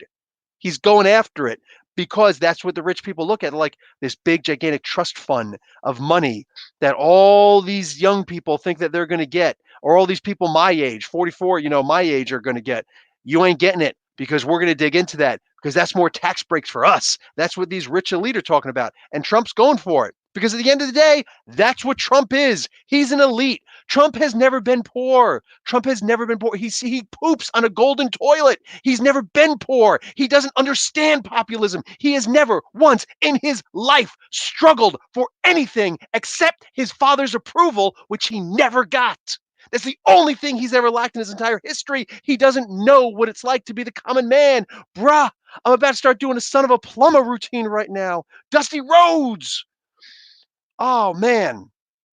Trump is one of the most out of touch people in the world, except that the reason why he did so much better than Hillary is because he simply copied off of what Bernie Sanders was saying. You think that Donald Trump, dumpy jackass, dumb as hell, Donald Trump, is going to be able to beat Bernie Sanders, a guy who has been consistent for 40 years in his political diatribe and what he's been pushing for. You can't find dirt on this guy. You can't find crap on this guy. And let me tell you who I hope that we're going to see as his running mate, as his VP. If there's a God in heaven, it will be Nina Turner. Whole bunch of people who are completely out of touch with reality are going to be like, what? I want you to think about an actual religious woman who is not afraid to speak her mind, going up against Donald Pence, a person who is very religious but doesn't actually believe what he reads, a person who has screwed over his state in so many ways imaginable. It's ridiculous. And at the end of the day, Nina Turner going up and with just one, I think it's only going to be one debate that these two have. If Pence can even pull his balls out of his wife's pocket, out of mother's pocket, to face Nina Turner. He might be racist enough to think he might be racist and sexist enough to think he's going to beat Nina Turner. Nina Turner will go in there and bop, bop, bop, just like pistol grip pump on my lap at all times. She's going to tear this person's face off and expose him for a hypocrite. This guy he might believe in some version of God. He doesn't believe in Jesus. If Jesus came on the street right now, he would make a campaign speech against him. This extremely socialist man who came by and said, what are you people doing? If you want to follow me, give up everything you've got. Everything except for the clothes on your back. If you've got a jacket, throw it away. You don't need it. The clothes on your back and a walking stick. Come with me. Come with me. And we are going to make this world a better place, because we don't need all this material wealth. And with a couple fishes and a loaf, we're going to feed 4,000 plus people on top of Mount Sinai. I'm sorry. You tell me that freaking Pence has any idea what God in heaven means. This guy's a joker, and it's time to yoke the joker. That's a trench comment. It's time to yoke this joker, man. This guy's a chump stain. He needs to be freaking thrown right out. No, Gabbard is a Republican. Sorry, Gabbard. I don't know. I don't know if anybody's ever been paying attention. She has voted with Trump like 80% of the times. Let me say that again because I might have stuttered when I said that. 80%. Look at her voting record. Dude, these voting records are public. Pay attention to the candidates that you're looking at. 80% of the time she has voted for Trump. 80% of the time. Voted with Trump, whatever Trump has said. Oh, 80% of the time. No, I'm sorry, dude. Nah. There's just no. She's a Republican. She's not much different than freaking Mike Bloomberg, except she doesn't have Mike Bloomberg's money. 64.5 billion dollars just lying around. I'm going to use a year's salary and I'm going to run for freaking president. Man, and the hypocrisy of the Democrats talking about, oh, Trump with his money coming in and doing all the things that he's doing. That's just, it's a shame. And it shows that the Republicans aren't serious about doing the, whoa. Mike Pence is going to, or Mike Pence, screw Mike Pence. Mike Bloomberg is going to come in. Ooh, we've got our own Trump. And he's got more money than Trump, like a lot more money than Trump. Trump's worth like, he lied and said he's worth $3.48 billion. It's actually more like 1 something billion. So you figure half of whatever he said, maybe a little bit less. Excuse me. And freaking Bloomberg's actually worth a lot of money. Made his money in tech. Total oligarch. Like he's got a freaking news media station. A news media station. People talking about. I don't think Mike Bloomberg is an oligarch.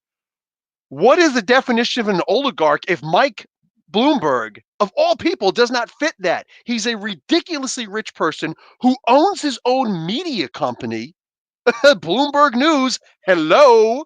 It's not even that profitable. Like I said, he made his money off of tech. He just did this so he can control the narrative and get. Look. At the end of the day, I want you guys to think about this. Think about what lobbyists are. Lobbyists are these big money investors who come up and they lobby for candidates and whatnot. And they're like, Hillary Clinton, I want you to vote such and such way.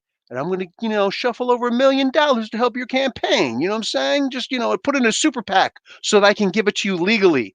I'll give it to them and they'll give it to you. I can only give you like 28,000 directly or 2,800 directly, but I can give like $1 million to the super PAC and they can in turn give it to you.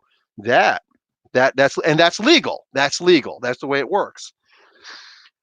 Freaking this dude, yo, all these different big money interests in these lobbyists, all right? We're talking the big ones are Big Pharma, the military industrial complex, and I want to say the prison industrial complex belongs up there too. Because private prisons, I'm sorry, think about this. You make money by imprisoning Americans because of like things like weed possession. Stuff that the founding fathers did and advocated for. You try and find somebody more reprehensible than this, okay? So you got all these big money. Oh, and oil. Big oil is actually the third big one. Prison industrial complex is up there, but it's not actually one of the big three. But you got all these different lobbyists to help out rich people, all right? You got lobbyists for big tech so that, oh, hey, we want to automate everything and people are out of the jobs. Andrew Yang was looking into trying to, help us out in that regard. I wish he had more than one freaking more than one issue to really run on, and he didn't lie about being for Medicare for all. But it is what it is.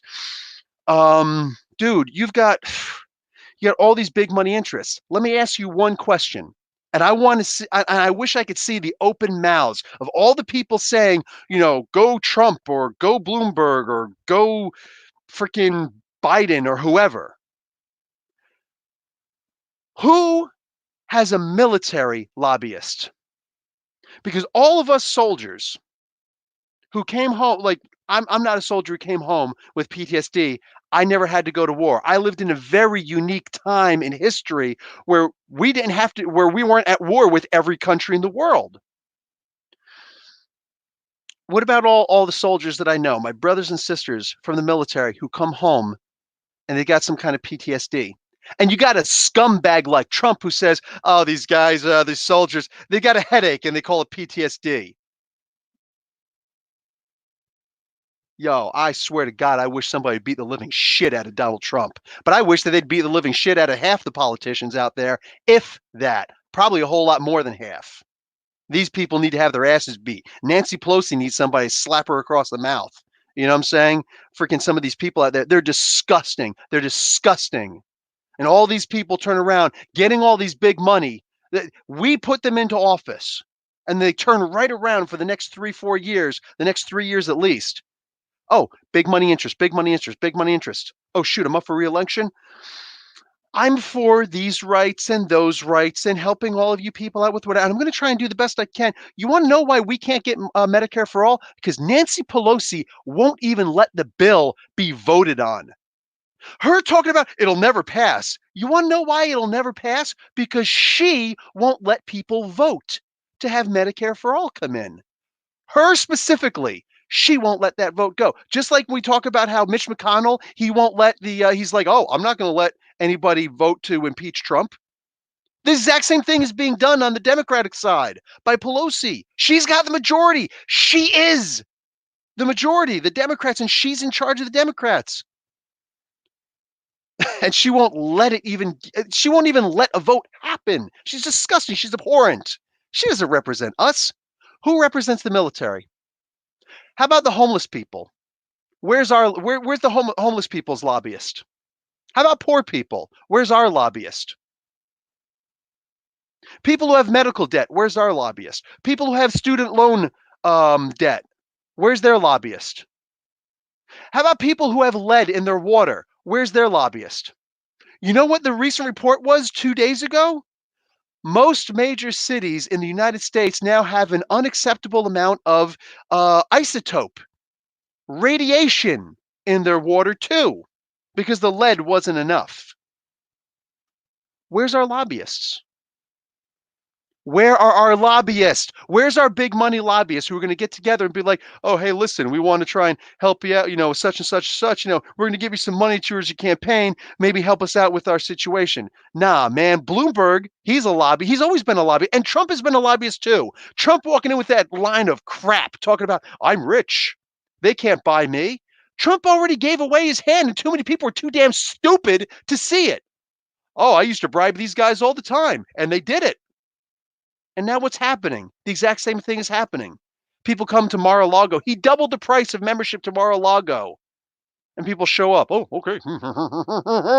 And he gets all of his good stuff.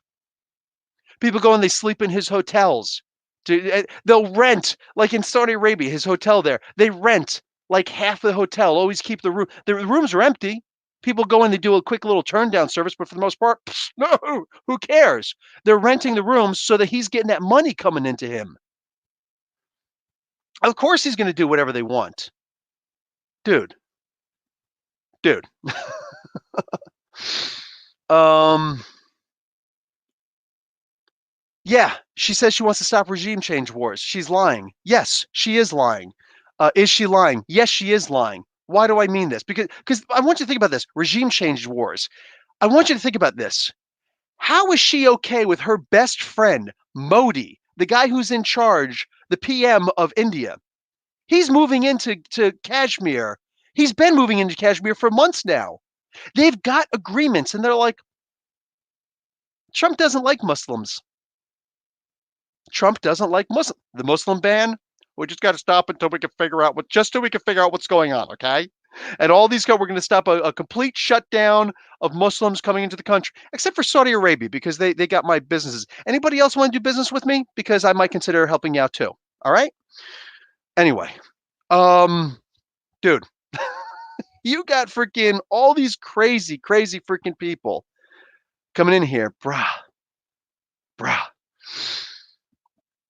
Tulsi Gabbard is totally okay with Modi doing whatever he wants. She's never said anything about the Rohingya, the Muslims in what do you call it, the Malay area, and they're all pouring into Bangladesh. They've been for more than a year now. She's got nothing bad to say about that. She hasn't had anything bad to say about the Muslim ban, and she sure as hell doesn't have any problem with the Uyghurs being systematically displaced all over the place in freaking in China. Bruh, nah, sorry. Sorry. There's a reason why Tulsi Gabbard is polling at like 0.01% right now. Because and I know, like, my man Silver Surfer, he's one of the moderators on here. He loves himself some Tulsi Gabbard. She's got some good. The problem is she's really good at hiding her bad. You really dig deep into those policies, man. She's a terrible, terrible human being. And watch. If Trump does win the next election, I promise you, she's setting herself up right now. She's the only Democrat who reached across the aisle to visit Donald Trump. She's the only one, the only Democrat who voted, don't impeach Donald Trump. She's setting herself up for a cabinet position, or like defense secretary or something like that. She's setting herself up for an office in his administration. She's grown up a Republican her whole life. Same thing with Elizabeth Warren. Grew up a Republican her whole life. Talking about she's not for gay marriage. Tulsi Gabbard, are you gay? No. Why the hell do you care? Why the hell do you care? Talk about, oh, well, I've changed my opinion and blah, blah, blah, blah, blah. Shut up, man. Shut up with that nonsense. You changed when you decided you were going to run for president and people called you out for it. She didn't get ahead of that. She was hoping nobody was going to notice. That's just dirty. That's dirty. Oh, man. So who to vote for, man? I love her too. I'm voting Bernie. I'm voting Bernie. You know what I'm saying? Like, look, Bernie's been for the same thing. And I'm not telling you guys who to vote for. I'm telling you, asked me, I'm telling you. Yeah, Warren turned around and she decided to start taking corporate PAC money as of recently, super PAC money. Understand how I gave you an idea of how this works before. So boom, you got what, in fact, you know what? You look at what every single person on the debate stage just said at the debates at Nevada recently. Something big happened where they're going to try and take away the vote for Bernie. And the fact that they purposely keep us stupid in public schools, and you got to find this information out on your own. Go and find a good YouTube video, you know what I'm saying, or something like this. You got to actually figure out how these things work. The way that I started talking about this is the way that the primaries work. In the for the primary elections, like which Democrat, okay, which person is the Democratic National Convention going to get behind in order to run up against the incumbent Republican, who in this case is Donald Trump? How are we going to do this? So we all vote. We have all these different. We have the caucus in Iowa, and then we have the actual conventions in New Hampshire. Is always the first true convention. Excuse me. And then you have all the other ones, like the Nevada, and then all the what do you call it? You have California and Texas, which Bernie's leading in those also. Can you figure? A socialist can never win. People in Texas talking about we've got we don't want socialism in America, but we do want socialist ideas, socialist platforms. Case in point, I like that if I call the fire department, they don't say, hold on, I don't need your address yet. I need your credit card information. I love the idea that I can call the fire department. I'm here. Please come and put out this fire. I love that. Texans seem to love that too. A lot of people seem to love that.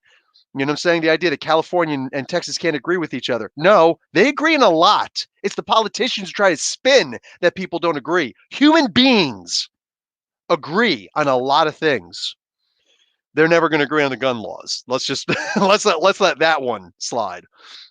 Probably also on abortion, but just don't be single or two issue voters. Be universal voters who understand their candidates.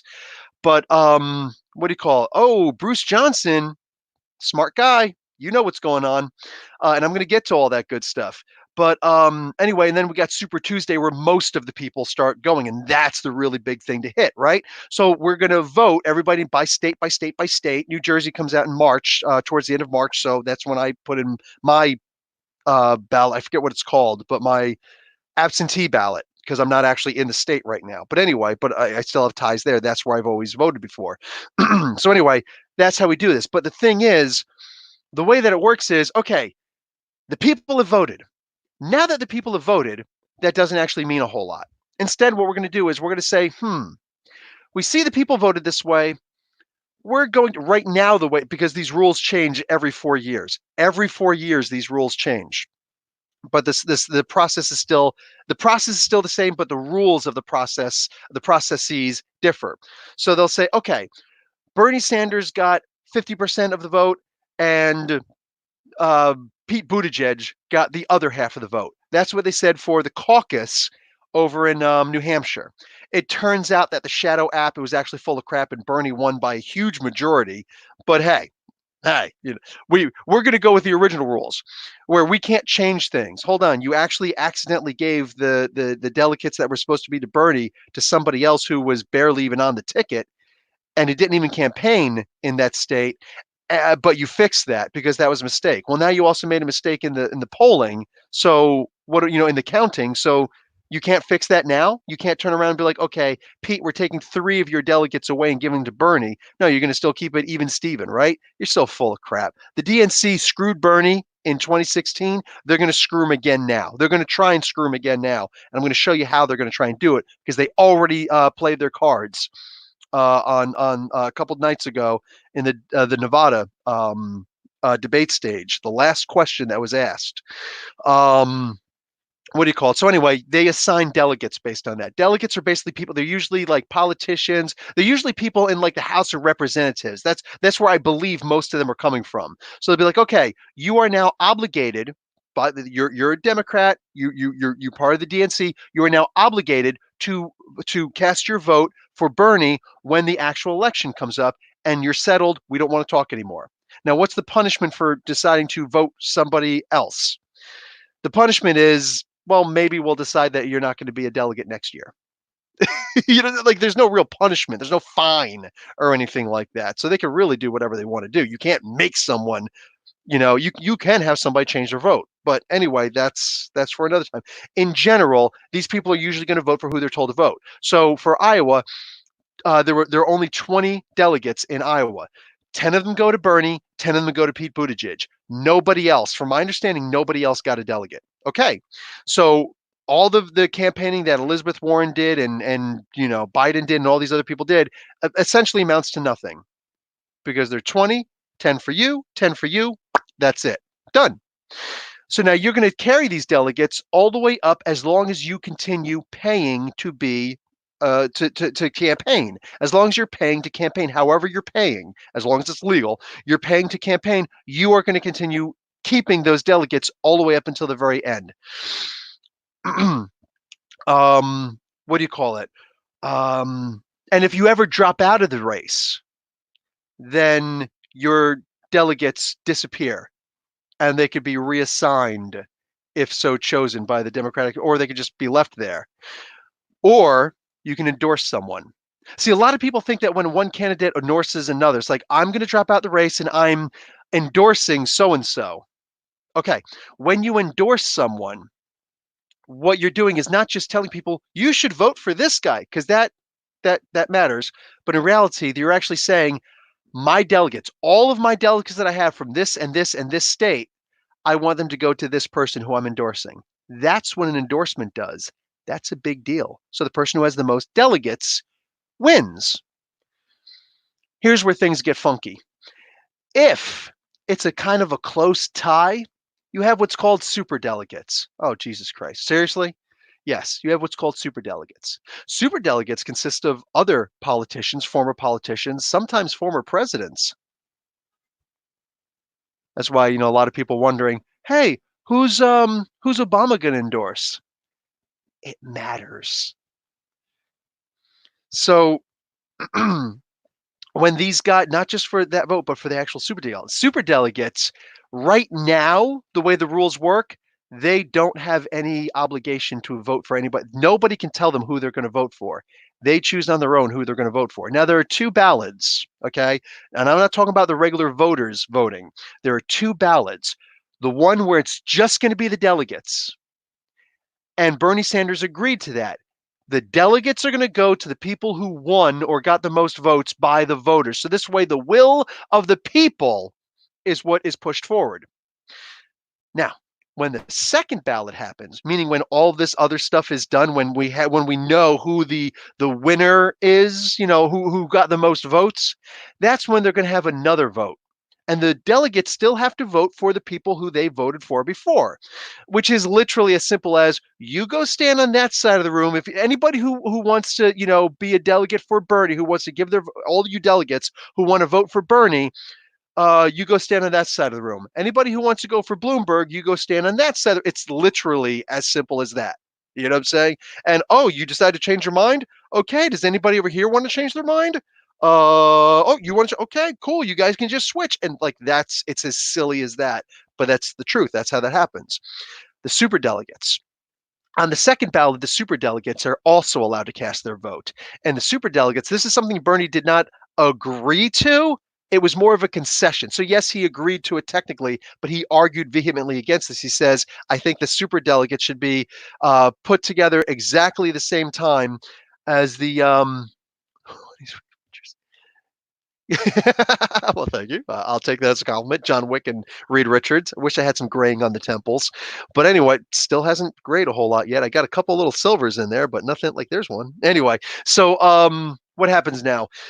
These super delegates get to go with whoever they want. So if there's a close election, like, when we count everything up, we've got I think there's a total of like what 1,500. I can't remember how many delegates there are total, but you got like let's just say that it's 100 for the sake of making this easier for everybody. We've got 52 delegates for Bernie and 48 delegates over here. Hey, Comic Boom, 48 delegates over here for Bloomberg, because that's what everybody's thinking it's going to be. So 52 delegates for Bernie and 48 delegates over here for what's going on, Blurred? How you doing, brother? For over here and Maester Benjamin, what's going on? All these people showing up. What's going on? So boom, you got it. So 52 over here, 48 over here, right? Here's the problem. Now the super delegates come in, and the super delegates right now the rules are, and this was the concession that Bernie made. The super delegates get to vote for whoever they want. They're not beholden to who the party tells them to vote for. So the party will say, thank you, 3,000, right there. Boom. That looks like the number indeed. Bang. So boom. So when these delegates, when these super delegates show up, they can say, oh, well, all of us together, we make up an extra, let's say, 4%. So let's say 5 for the sake of this argument, 5%. So, it looks like Bernie wins by 4 to, by 4 points over here. But all of us super delegates, we're going to show up and we decide that we're all going to go and vote for this guy over here. That's not who that's not who the people voted for. It's not who the Democratic voters, because mind you, you call yourself a Democrat, but you're not a Democrat. You're a Democratic voter. You call yourself a Republican. You're not a Republican. You're not in the Republican Party. You're a Republican voter. You vote Republican. We have to understand this isn't supposed to be like football. You know what I'm saying? I'm a Mets guy. I'm a Yankees guy. What? Steinbrenner's got nothing to do with this, dude. You know what I'm saying? We should really look at this as this is all of our future. So the super delegates can go over here because they're not beholden to the voters or anybody or even the Democratic Party in that regard. They can put all their votes towards, Tulsi Gabbard. They can put all their votes towards Andrew Yang, who already dropped out of the race. You know what I'm saying? They'd be like, we're going to put our votes in. So all of a sudden, Andrew Yang, who dropped out of the race, saying he's got 10% of the vote because that's how these freaking super delegates decide to vote.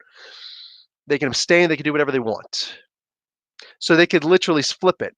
So the only way that this works is if Bernie continues getting as high as he continued to get, because then only a certain number of, then all of the super delegates put together are only going to be able to acknowledge but a certain amount of sway.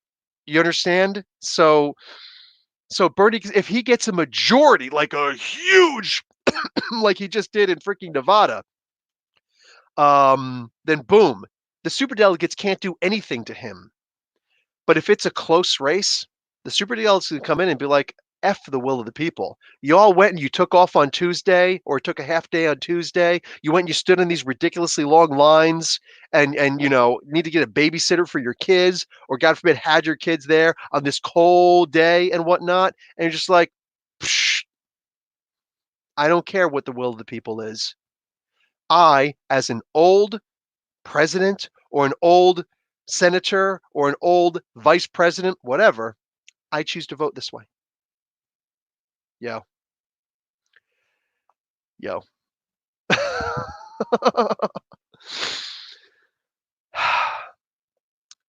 They already said that this is what they're going to try and do to kill him. If you guys watched the Nevada debates, the last question that was asked was about the delegates and the super delegates, specifically the super delegates. Should the process go as it's meant to go, or should the person with the most votes win? Therefore, the most delegates win.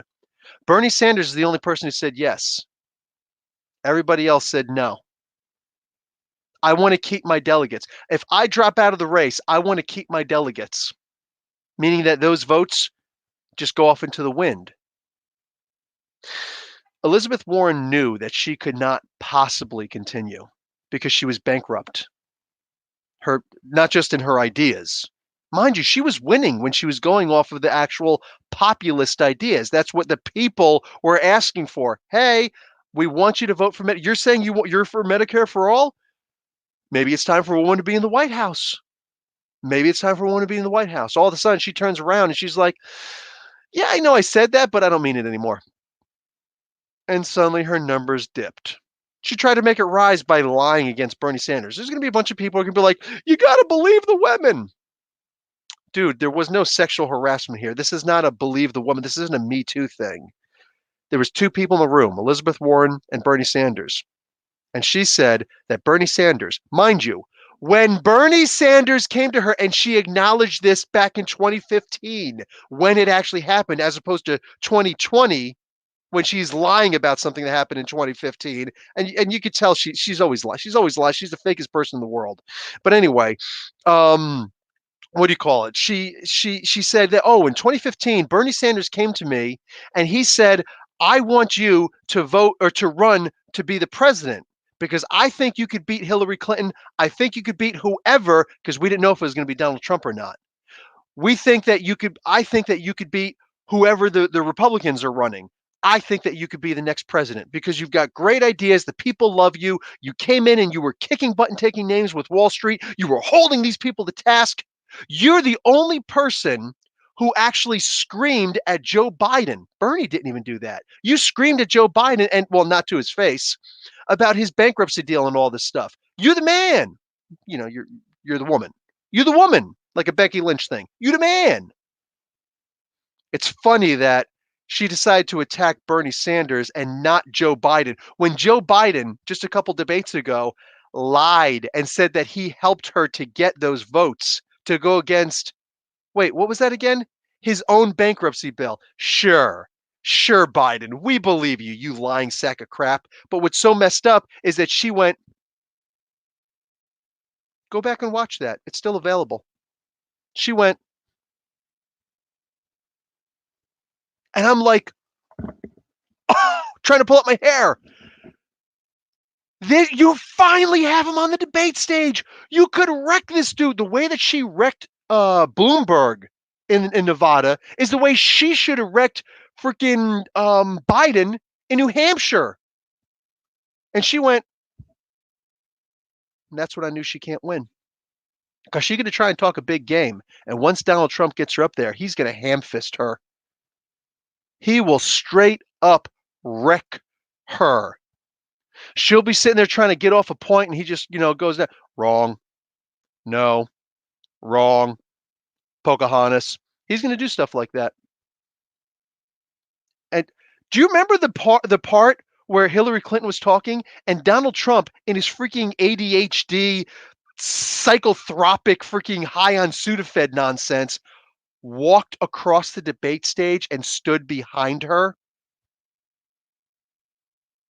Hillary Clinton's a jackass, but she held her ground. And she's just like, this guy, blah, blah, blah, blah, blah, blah. You see how Elizabeth Warren is always, well, I think she's always nervous and twitchy and shaky. Can you imagine Donald Trump walking up behind her? It's also an AMA, Dane Barrett. If there's a problem, you could just leave because I don't remember inviting you, bro. Anyway, he would wreck Elizabeth Warren. He would straight up walk up, steal her lunch money, buy whatever he wants, and eat it in front of her. Like, bruh, he would destroy Elizabeth Warren. Fake Elizabeth Warren, what you remember that one thing that she did? You know what? I think I'm gonna have me a beer. Yeah, fakest crap in the world. She offered her husband comes walking in. Would you like a beer? And he's like, no, but have fun. And he left. She lied about being Native American. She lied about being Native American. I just remember I had this picture up there. Her brothers, avowed Republicans, were like, yeah, dude. Like, yeah, we've got some Native American. They told us we got some Native American blood. We don't look Native American, so there's that. It's probably not a lot there. She's talking about she went and paid this dude, had a video there. Now, I didn't ask you in advance if you would, with the phone call, I didn't ask you in advance what this is. So I'm going to open this up and I don't know what the results of this stuff, but you got a freaking camera in the dude's office and we're supposed to believe you? Come on now. Come on now. And then the thing says she's 164th Native American. Turns out she's 264th or something like that. Whatever it is, like 286th, 286th. And yet she put down when she went to Harvard Law School, lying about being kicked out, lying about oh, I got kicked out because and fired from a job because I was breastfeeding and blah blah blah blah. No, you didn't. No, you didn't. In fact, they went back and they showed the records. You dropped out voluntarily. There was never any complaints about pressure or anything like that. You lied. You lied. You're a liar. It still says on her website, I'll never take Super PAC money. She's taking Super PAC right now. She made $1.8 million overnight. $1.8 million. There could be some people who are going to say, well, Bernie Sanders takes a Super PAC. He takes a PAC and a Super PAC. Yeah. The Sunrise Movement. Say the name. They said it right out to Bloomberg. Say our name. We dare you. The Sunrise Movement. In 2019, they raised a total of $70,000. Elizabeth Warren, with her corporate funded super PAC, raised $1.8 million overnight. Let's talk about people who have to register as a super PAC, even though they're not. Bernie Sanders also has a PAC, Nurses United. Go ahead. Argue against Nurses United. These are basically people who go around and they've collected, I forget exactly how much it was, but I'm going to say 64,000. It might have been more. It might have been less. It might have been 48,000. They only collected but so much money.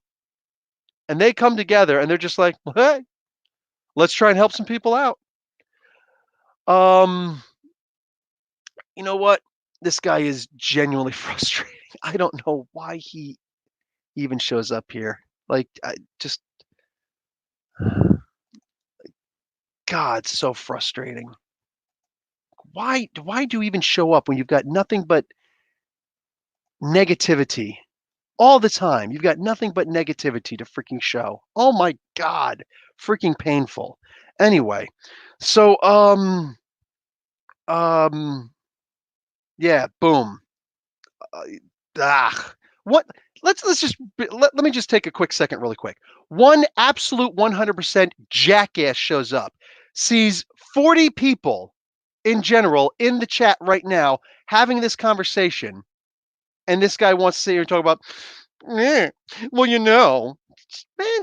God, at some point, please be smart enough to understand how stupid you are. Oh my God, this is painful. Anyway, back to actual intelligent conversations.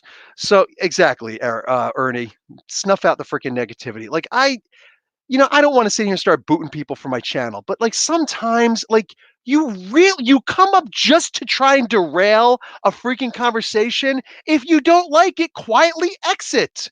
Quietly exit. Oh my God, the level of stupidity. It's painful, man. Wow. So anyway, back to my other angry place. Elizabeth Warren is straight up lying. Lying. She went and said, Bernie told me he doesn't think a woman could win. And where was this? When did this conversation happen? According to Elizabeth Warren, it's when he came to say, I want you to run for president against Hillary Clinton and against all of these Republicans, all men. I want you to run for president. But somehow in there he says, but I don't think a woman can win. At least have a decent lie that somebody can't just look at on the surface and say, huh, I think you're full of shit personally. Like, come on, man. And that's what, like, I don't like to call people liars if I don't know, if I wasn't in the room also. But there are some things, like if somebody comes up and says, I am Napoleon Bonaparte, I think you're a liar. I think you're crazy. I think you're a jackass. I think I should probably call 911 because somebody in Bellevue lost. Somebody did a count in Bellevue and they're one nut cake short. You know what I'm saying?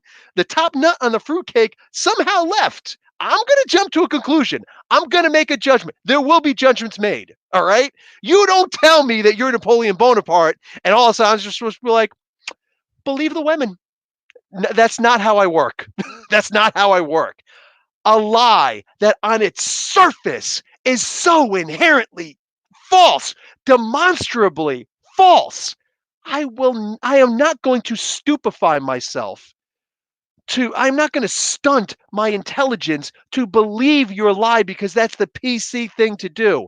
I don't go, yes, it's actually 911 here also. I got into an argument with a cop one time over 911. What do you call it? But anyway, story for another day. I actually did that before. But anyway, yeah, you just got in general jackasses who show up. What do you call it? And just try and insert themselves into a freaking conversation like Elizabeth Warren. She never realized that we were all behind her. I would have voted for even knowing that she sit there and she says she puts down, I'm a Native American, whiter than freaking white, talking about I'm a Native American. When she goes to Harvard, and Harvard has her listed as the first person of color to attend Harvard. Listen, man, you don't think that belittles what's out there, the struggles that people have?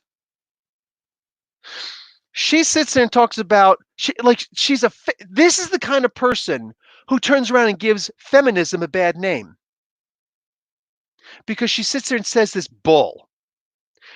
For Elizabeth, for all of these news pundits and whatnot to be talking their nonsense, but I'm going to focus on Elizabeth Warren right now because she's the one who's trying to make the biggest stir about this thinking, and I don't know if she actually knows how to think, but in what she calls thinking that she's going to be able to come ahead in the polls or at least kneecap Bernie somehow. Like, who's behind her that she's sitting here thinking, I'm just going to try and kneecap this dude? Dude, when you got Elizabeth Warren saying, oh, it's just a bunch of hateful, misogynist, racist white men who are behind Bernie. These are the Bernie bros. There's nobody else out there. Dude just won Nevada. Dude's got what, 41% of the Latino vote. The dude's got a huge chunk of the African American vote. I'm sorry, you can't read polls because they're there. But no, let's take it a step further. When you say he doesn't have African American support, when you say he doesn't have Latino support, what are you saying?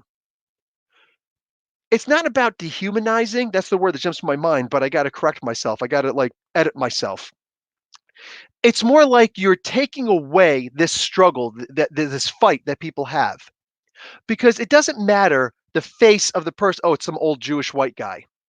You know what I'm saying? It's some old Jewish guy who's in charge and he's got all the support from minorities. It doesn't matter where that comes from. The idea is that here's this person, here's this entity, this singular body in Bernie Sanders who steps forward and he says, listen, this is what I stand for. And I'm getting sick and tired of black women. And guys, this happens in Canada too. This what I'm about to say happens in Canada too. And I know that my wife doesn't mind me saying this because it's a big thing for her also. People think that black people are superhuman. I don't know where that comes from. Okay, listen to DL Hughley when he talks about, "Hey man, I loves me some Luke Cage, but I don't think that what Black America needs right now is the idea of a black superhero who's bulletproof because people already think that we're bulletproof. That's why you got cops, pumping 41 bullets into Amadou Diallo in New York City at his freaking porch when he's got his cell phone in his hand. You know what I'm saying? Like that just doesn't make sense. 41 times you had to shoot this dude for what? Excuse me. That was Abner. Okay, Amadou Diallo and Abner Louima happened at the same time. One of them was he got a plunger handle, a toilet plunger handle shoved like he was brutalized with a raped with a sodomized. That's the word I'm looking for. In the police bathroom. Crap. Abner Louima. Abner Louima was the one that happened to. Amadou Diallo was the person who was shot. Bruce Springsteen wrote a song about it. You know what I'm saying? Got some flack over it. Bruce doesn't care. He's been fighting for people's rights forever. But I mean, got to go with Black Lightning. Sorry, Mark. Anyway, women, listen, black women in hospitals when they're having babies, when they say, I'm in pain, a lot of times those pleas are ignored. Okay. This is something that I wouldn't have known if I didn't learn about this firsthand. All right. I have a doctor who came in for the birth of my first son, and this is in Canada. And he comes walking into the room, and he apparently did some what do you call some internship, whatever. He did some volunteer work in Somalia delivering babies. Excuse me. How cute. How cute.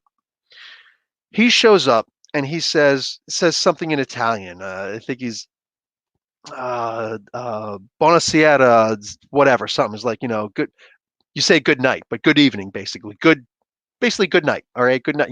How's everybody doing? Like a greeting. And I look at him and I have to stop for a second because I'm like, I don't speak Somali. Say my wife speaks Somali. Um, um, and what do you call it? My mother-in-law is in the room also. So my wife's mother's in the law. She speaks Italian and because the Italians, the Northerners, not us Sicilians, the Northerners colonized her part of Somalia. The British and the French also colonized part of Somalia. Somalia was split up. Dude, Africa was raped. Africa was raped by colonizers. You know what I'm saying? And the idea that a movie like Black Panther can make a joke about colonization and people, turn around and like, I'm offended. Shut up. Shut up. All right. It's a joke. Shut up. Learn how to take a freaking joke. And it's a funny damn joke. I love it when my wife cracks a joke and she calls me a colonizer. Like I'm gonna colonize that. Anyway, you get what I'm saying. So, um, if people aren't laughing in the chat, you're all wrong. So anyway, what do you call it? So this guy shows up and he speaks a little bit of Italian, really crappy Italian. But I'm looking at this guy like, what? My mother-in-law, who probably speaks better Italian than I do at this point because I haven't been in practice with it, she's just like, what? Like we can't understand what this guy's saying. And it's like, okay, we could tell you're trying to speak Italian, but where do you think you are?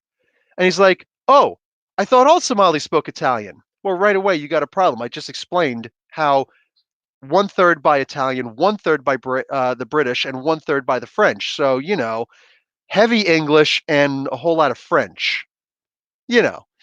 But you'd figure a guy who went there for a little while would learn something while he was there. No, he went there thinking he knows everything, which is unfortunately what most volunteers go. They go there with, they're we're gonna do such and so. I'm gonna go there. I'm gonna help Africa. Africa doesn't need your help. Stay out of Africa. Maybe that'll help. You know what I'm saying? Maybe that'll help. Just freaking stay away. Okay. Um anyway, so dude goes there and whatever, and so he comes in, he right away thinks, oh yeah, such and such and such, I'm gonna speak Italian to these guys. You didn't bother learning Somali, though, did you? I'm going to speak Italian to these people, and they're going to think that I'm awesome. It didn't work out for you. Sorry. My wife was already in labor for a couple of hours, like 4, when this new doctor took the shift. And he comes in, and the previous doctor had to, say, "Hey, is it okay if I leave? Because you're going to be here for a while." She was determined to do a regular labor. Had a midwife who did not help. Who did not help. What do you call it? Anyway, so this knucklehead shows up, and ever since like the second hour he was there, he kept on saying, "So listen, African women go into really long labors, and there's some risk to the kid. The risk doubles." Turns out the risk was actually only 0.01%. So if the risk doubles, I'm going to math this off the top of my head. That makes it 0.2% risk to the child. But they don't give you numbers. They just throw the fear stuff at you. The risk doubles. When you've got like high blood pressure or whatever. She doesn't have high blood pressure, jackass. You gave her the thing where it makes her, everything go faster, whatnot, starts making the contractions go faster. Dude, what the hell? So anyway, all this crazy stuff, and he's pushing, we just got to go cesarean. We just got to go cesarean. We just got to go cesarean. And my wife is like, no. Mind you, she's in pain because, this labor, babies, go figure. I'm pretty sure some knucklehead is going to talk about, I think being kicked in the nuts is worse than labor. Sure. How about this? How about every time that a woman has a contraction, we'll step on your balls. All right. And then we'll see which is worse. Maybe it is worse for you, but getting kicked in the nut, like one quick, swift kick in the nuts, you don't get to compare that with going into hours of labor. That's just not the way it works. So let's move on. She what do you call it? She's in labor all this time, and finally she gives up. She's like, okay, fine. Because constantly being told, you're really putting the kid at risk. You're really putting the kid at risk. Well, if there was an actual risk, you could have intervened and said, I'm performing an emergency C-section because blah blah blah blah. By the way, a cesarean, a C-section. It's called a cesarean because Julius Caesar had a C-section. This is where they cut open the woman's stomach and then cut open the uterus and then pull the baby out, sew up the uterus, sew up the belly. And unfortunately, you wind up having a very itchy scar for the rest of your life. You know what I'm saying? Sucks. It really sucks. Plus, you don't get that same bonding experience because going through all that pain, and realistically, just look it up. Going through the pain of childbirth, and then it's finished, and here's this child, and they wipe it really quick, and then immediately put it in your arms, and you get to hold it. It's like you were worth all of that trouble, as opposed to being drugged to the point where you're almost unconscious. Your husband gets to stand behind a partition and look. Don't stand, because even though you're a soldier who's probably seen worse, you know what I'm saying? And without being a soldier, yes, I've seen much worse. What do you call it? Yeah, you might faint, so we're going to put you behind a partition. And then, yeah, we're going to do all these tests and whatnot, and then we'll give you your baby. But of course, the woman is going to be half unconscious anyways, and just be like, the baby, yeah. Like she's drugged. Like my wife is drugged, and she didn't really get that bonding moment. And that's bullshit. It's bullshit. And to this day, she's still infuriated over that. Absolutely infuriated over that. But when it comes to black women, or any woman of color, but especially, yes, black women, they really just don't care because they think these people are superhuman. They don't feel pain like normal people feel. The whole thing about, oh, black people are more likely to suffer from hypertension or from what's the thing that's associated, high blood pressure, from smoking. They're more likely to get heart disease from smoking. They're more likely to have miscarriages while doing a regular labor. That's what we have to do. And all these different things that they say about black women. Out of curiosity, melanin does all those things. That's what it is. Melanin, the thing that changes your skin to be able to resist the ultraviolet rays of the suns. That's what causes all of these problems that makes things worse. Really? That's your professional medical argument? Because you're a goddamn hack if that's what you believe. Bruh, this is all stuff I never would have known if I didn't wind up marrying, you know what I'm saying, who I married. But this is just some straight up bullshit. And that's the world we live in. Bernie Sanders actually addresses these things. Nobody else. Not even Elizabeth Warren talking about we got to make daycare so mamas can be with their kids. Shut up. Stop saying mamas. It's mothers, you freaking idiot. Stop with your nonsense. Uh-oh. I just called Bernie Sanders, or I just called Elizabeth Warren an idiot. I'm apparently a hateful Bernie bro. No. You know what it is? Me and so many of us out there. One of the reasons why um what do you call um working people are so upset.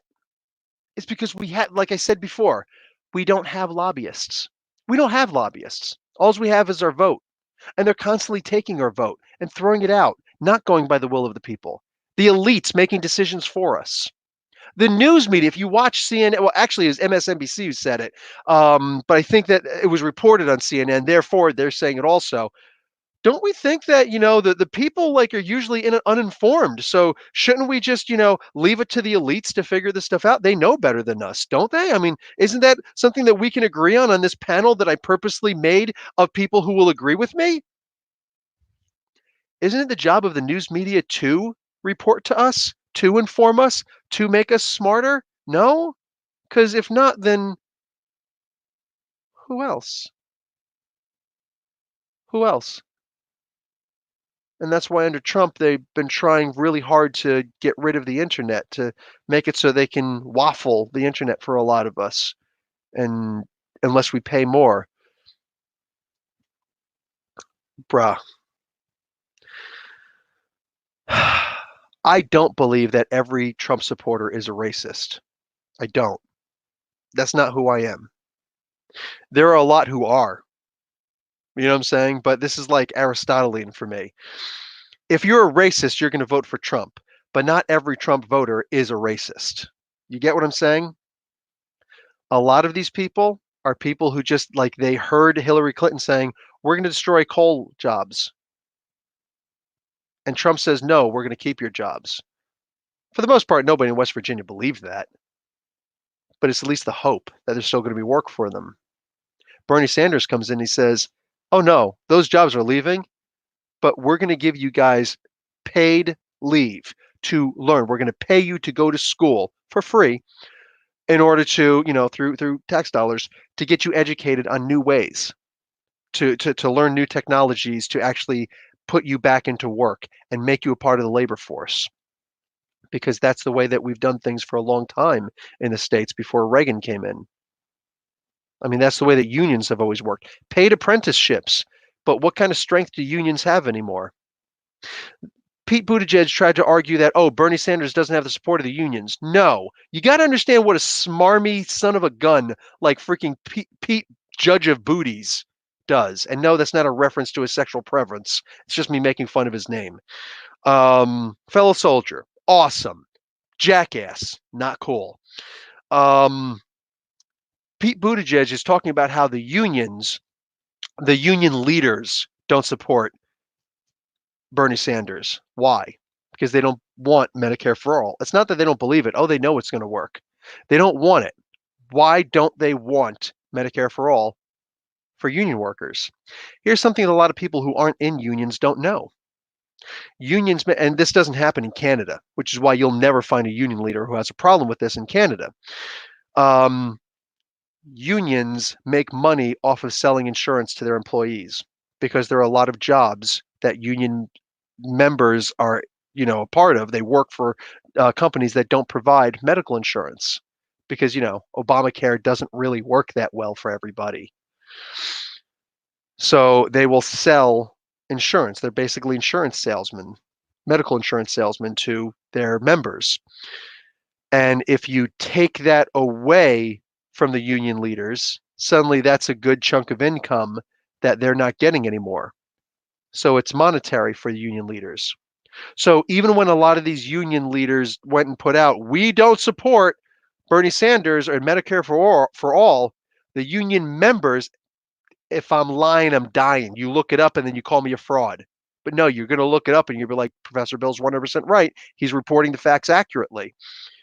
The union members go up and they're like, hey, union leaders, you don't get to speak for us. unless we tell you you get to speak for us. That's not how negotiations work. We vote for you to recant what you just said and say that you support Medicare for all because we support Medicare for all because that's how unions work. And they did. Every single argument they want to try and say against Bernie, it backfires because the more people become informed, because you're not going to get informed watching CNN, God forbid, MSNBC or Fox News. You're not, if they can call it news. You're not going to get informed by watching these major broadcast network news stations. You're simply not. You're going to learn what they want you to learn, and they're bought and paid for, and the receipts are the commercials. Nobody's in the market to buy a Boeing jet. Why are you seeing Boeing jets on freaking commercials during CNN? Because they will never say something bad about one of their sponsors. So they'll never do an investigative reporting feature on the military industrial complex. That's why you see Boeing jet commercials out there. It's disgusting. Dude, Medicare for all works because it already works for older people. And hey, even for older people, if you are old and you're on Medicare or you're about to get Medicare and you're worried, oh, Medicare for all, it's going to bankrupt the system. No, actually, Medicare for all is the only way to ensure that more money gets put into Medicare. It's a system that already exists. It's easy. People talk about, Biden talking about, well, why not go for a system that already exists, like Obamacare? Because it doesn't exist in all the states. Check. It doesn't. But Medicare does exist in all the states. And all you have to do is year after year roll it back for another decade. Oh, right now it's only for people who are retired. Let's move it so that people who are 55 can get it. Let's move it for people who are so now let's move for people who are 45 to get it. Let's move for people who are 35 to get it. Let's move for people who are 25 to get it. Now let's just give it to everybody. It's as simple as that. It's as simple as that. A 4-year plan to get it to everybody. And that's how we wind up doing this. Yeah, they need to fix and deregulate big pharma. So you got to understand what. But that's the thing. Medicare for all will do that because look, the Canadian system right here is awesome. I love. My kid was sick. I saw he had an ear infection. All right, I didn't want to diagnose it, but I guessed it's an ear infection. I've seen ear infections before. When I was in the military, I've seen ear infections before. Myself, I've had ear infections before. We good. Ear infections. Got it. Got your number. So we turn around and it's like, oh hey, I drive to the hospital. I park in the emergency room. Cost me $9 to park in the emergency room. That's a freaking scandal. But aside from that, that's the only thing I paid was parking because we don't have parking for all. Anyway, we do have single payer here though. And I walked in and I had a long line of absolutely nobody in front of me. Oh, actually, I took a picture. I took a picture. I'm going to show you guys no line in a Canadian system. Let's see, where do I still have it? Oh no, don't tell me I got rid of it. Okay, without proof, I have nothing to go on. It says 37 pictures, but I don't see 37 pictures here. What do I have, like other albums someplace? Okay, I'm actually really upset right now. Anyway, I know that I've got this someplace. And now I just took a screenshot for some reason. Unbelievable. I hate technology sometimes. So anyway, yeah, I go up and I'm just like, hey, where's the lines? And it's not the first time, so I'm literally joking. I'm like, I'm American. I heard there were long lines, and they're laughing. They're laughing. Trillium Health Center. Look it up. It's not too far from me. I go and they're like, where's the long lines? They're like, that joke never gets old. I walk right up with 0 lines in front of me. I sit down, like, hey, do you have your health card? Like, yes, I do. Hey, just out of curiosity, remind me, what happens if I don't have my health card? Well, you've been here before, right? Yes. Well, then we'll just look it up. Here's my health card. Actually, here's my son's health card. Bang. It's like, okay. What I want you to do is I want you to take this paper. Actually, come back here, triage, boop, boop, boop, boop, temperature and all that stuff. Come back out. Boom. Okay. Here's your health card back. Here's all your stuff back. Here's your paperwork. I want you to follow this line to go down there. Boom. We go down there and we're immediately sitting in a room. We're immediately sitting in a room. Granted, it did take about 15 minutes for the doctor to come and see us. Oh my God, it was terrible. The wait, unbelievable. You know what I'm saying? But anyway, we waited 15 minutes for the doctor to come and see us. It was early in the morning. And the doctor came in and looking around. Blah, blah, blah. Okay, cool. Listen, if after two, like, I just want you to do this. If this doesn't work after 2 days, take a prescription. Here's the prescription right now. Boom. Go ahead, get out of here. And we left. I walked by. I was like, hey, American leaving. Do I have to pay anything? And they're like, haha, you don't. I was like, you going to send me a bill? No bill. That was it. I paid $9 for parking, which is outrageous, by the way. But now, since I said that, there's going to be people who are going to be like, in Canada, in the hospitals, they make you pay for parking. It's a lot of money. You pay for parking there too. Even if we did have lines here, you got lines in.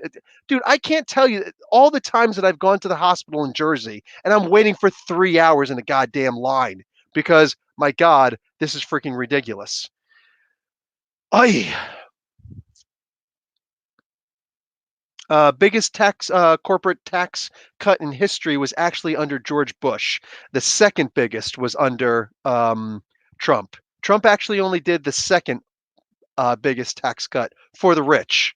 It only helped the top 80% of Americans. Not the top 80, the top 20% of Americans. The bottom 80%, think about that, the bottom 80% of Americans, it actually wound up causing a tax increase. Poor people going up, talking about, I'm going to get my tax break. And they go in, they file their taxes. What do you mean I owe? I'm serious. And check. A lot of you guys are nodding your head right now. Yeah, that was bull. Look, the world sucks. And at the end of the day, we're all forgetting the primary rule. No, it's not about don't talk about Fight Club. All right. No. The primary rule is don't trust politicians. At the very least, don't trust them at face value. Investigate them. Look at their record because their records are public. Their voting records are public. All of it. Go and actually do the research. You can find it on the internet because it is free for now. Actually do these freaking investigations because, man, politicians are screwing us over because they're not here to benefit us, to serve us. They're here to serve their corporate benefactors, their lobbyists. That's what they're here for. So at the end of the day, don't even trust Bernie Sanders on his face. Trust him after you look him up and see that this guy's legit, and this guy is legit. Can Obamacare be considered working when 45,000 uninsured and underinsured Americans still die from preventable illnesses every year? We are the richest country in the history of the world. I was just talking about trying to go and see a Mansa Musa exhibit in Scarborough tomorrow. Richest person who ever lived in history. And we are the richest nation ever in the history of the world.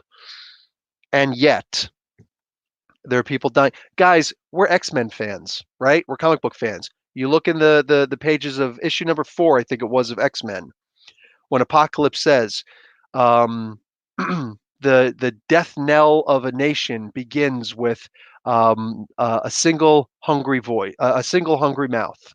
You know what I'm saying? And I'm not quoting exactly, but the quote was something to the effect of, yeah, the greatest of nations will fall, and they start with one mouth being hungry, one stomach being hungry. You got a rich nation and you don't take care of your people? Wasn't the whole premise of the United States of America based upon the idea of no taxation without representation? The whole purpose of me talking about lobbyists and how poor people don't have lobbyists, homeless don't have lobbyists, single mothers don't have lobbyists, single parents, period, don't have lobbyists, workers don't have lobbyists. All right, what do you call it? Working class, we don't have lobbyists. All these people who aren't huge business owners don't have lobbyists. People who have lead in their water, radiation in their water, which, like I said, is a big thing as of 2 days ago. Look at the news. Where are lobbyists? We don't have any lobbyists. Only the rich have lobbyists. And that's a damn shame. And that's why corporate tax cuts can be made because they say, oh, you're going to give me all sorts of money through your lobbies if I give you a tax cut? So you're going to give me millions and I'm going to give you back billions? Okay. And Trump has so much to benefit from that because he's also one of that elite top 80%. So he's just like, wait a second. So you want me to do you a favor that's also going to benefit me and you're going to pay me for it? We elected Trump, and I didn't vote for this. I abstained. I abstained from my vote. And I don't think that that's a vote for Trump. A vote for Trump is a vote for Trump. That's something that's some bull that people need to get a hold of themselves. A vote for Trump is a vote for Trump. A vote for Sanders is a vote for Sanders. No vote is no vote. That's not a vote for somebody else. That's not the way that math actually works. Just, you know. So I don't want to hear that nonsense from people. When somebody goes and tells you you abstaining from vote is a vote for, no, it's not. No, it's not. Like, it's such a load of crap. People trying to throw guilt at you because you're disenfranchised. People are allowed to be disenfranchised. You're allowed to be depressed. You're allowed to be sad. You're allowed to be whatever. You know what I'm saying? Nobody gets to tell you what to do. If somebody says something like that, laugh in their face because they're a joke. That's what you do with jokesters. That's what you do with clowns. You laugh at them. But at the end of the day, man, we got to pay attention to the fact that when Donald Trump goes and says, "Oh, they can't buy me." No, but what did he also say? I already bought them. And they are buying him, by the way. They are buying him. He's already bought. We see the receipts. But more emoluments clause, hello, but they didn't want to, the Democrats didn't want to go after him for that because, well, we're benefiting from that. Joe Biden and his son benefited from that. Everybody's benefiting from that. Anyway, so Dianne Feinstein from California, she refuses to vote for a Green New Deal. Why? Because then rich people like her husband aren't going to get all these great military contracts anymore if they can't do that. I'm sorry. This woman is literally like, look at the way that this works. Yes, full blown oligarchy. You've got Dianne Feinstein is what do you call it? She's like basically the senator, the primary senator from California. And her husband is super duper rich, making money on trade deals and all these crazy things. And she's voted on and lobbied for what do you call it? A legislator that makes her husband and her by proxy richer, wealthier. And this is legal. I was explaining this stuff to my wife last night. She's talking about, why do people call Somalia corrupt when it's done in the open in the States?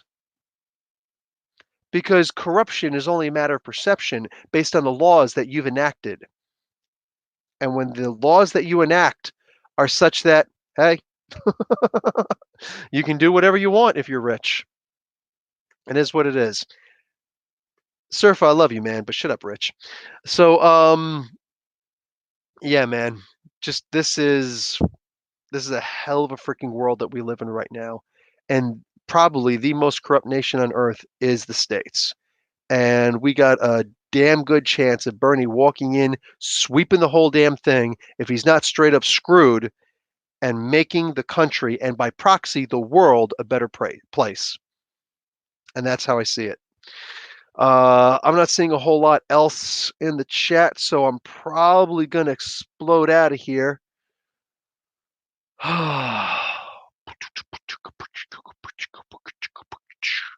Don't see a whole bunch of anything else. Lex Luthor would be better than Trump? Nah, I don't believe he'd be better than Trump. I think Trump would be better. I'm learning things also high.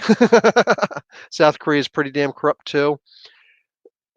Yeah, so is China. So is North Korea. So is England, for crying out loud. So is, you name it. What country isn't corrupt? The question is the level of corruption. You know what I'm saying? Yeah, South Korea's got a whole lot of crazy stuff going on with freaking the families. Oh, like if your name is Park, your life is set. You know what I'm saying? Your life is set over there. Because you're just in charge of everything. You could walk around buck naked and people be like, "What a beautiful outfit you have on." And people are like, "The king has no clothes." And like, psh, that's a Park. You shut your mouth. We're gonna have to wait 4 years to feel the burn. No way that clown is gonna lose. We couldn't even kick him out of office. Nobody really tried to kick him out of office. No, I think that Bernie can win, but Bernie can win. I don't see Bloomberg winning. Bloomberg is a like I like with his stop and frisk policies, the open racism he's got. He paid New York City police officers to spy on Muslims. I'm sorry. Do we even think that if he became president, he would stop putting kids in cages? Because I don't. I think that he would be a worse Trump because Trump gets away with all this stuff. Trump, look, I'm going to say something that's going to piss off a lot of people. Trump was a good thing for this country. He was a bad thing for almost everybody involved, everybody who's in the country or anybody who tried to visit the country, but he's a great thing for the people of the country in and of itself. Why? Because his stupidity and his arrogance and his pure narcissism, which is related to his arrogance, exposed just how corrupt the whole system is. He's talking about drain the swamp. Dude's the dude's about as swampy as swamp gets. Swamp Thing and Man Thing getting together and having some swampy ass kid ain't nothing compared to Trump. Like this dude is the swamp monster. He's like freaking Biolante. You know what I'm saying? Dude, that's right. I made a Godzilla reference. Anyway, mother fat heads. This dude is terrible. But what has he done? He's shown the system. Trump is basically he's a philanthropist. He's a guy who goes around and his whole life is about what can I do? What can I spend my money on in order to make more money? And the most profitable this guy, look at his records. The most profitable this person has ever been in his life was as president. Was these 4 years as the president of the United States of America. That's how he's been the most profitable. Meanwhile, you get a guy like Jimmy Carter, who's still alive, God bless his soul, and has a pop. He has a pop out as of this week, at least, maybe earlier. And he says, what do you call it? And he had to give up his peanut farm, which didn't even have international influence.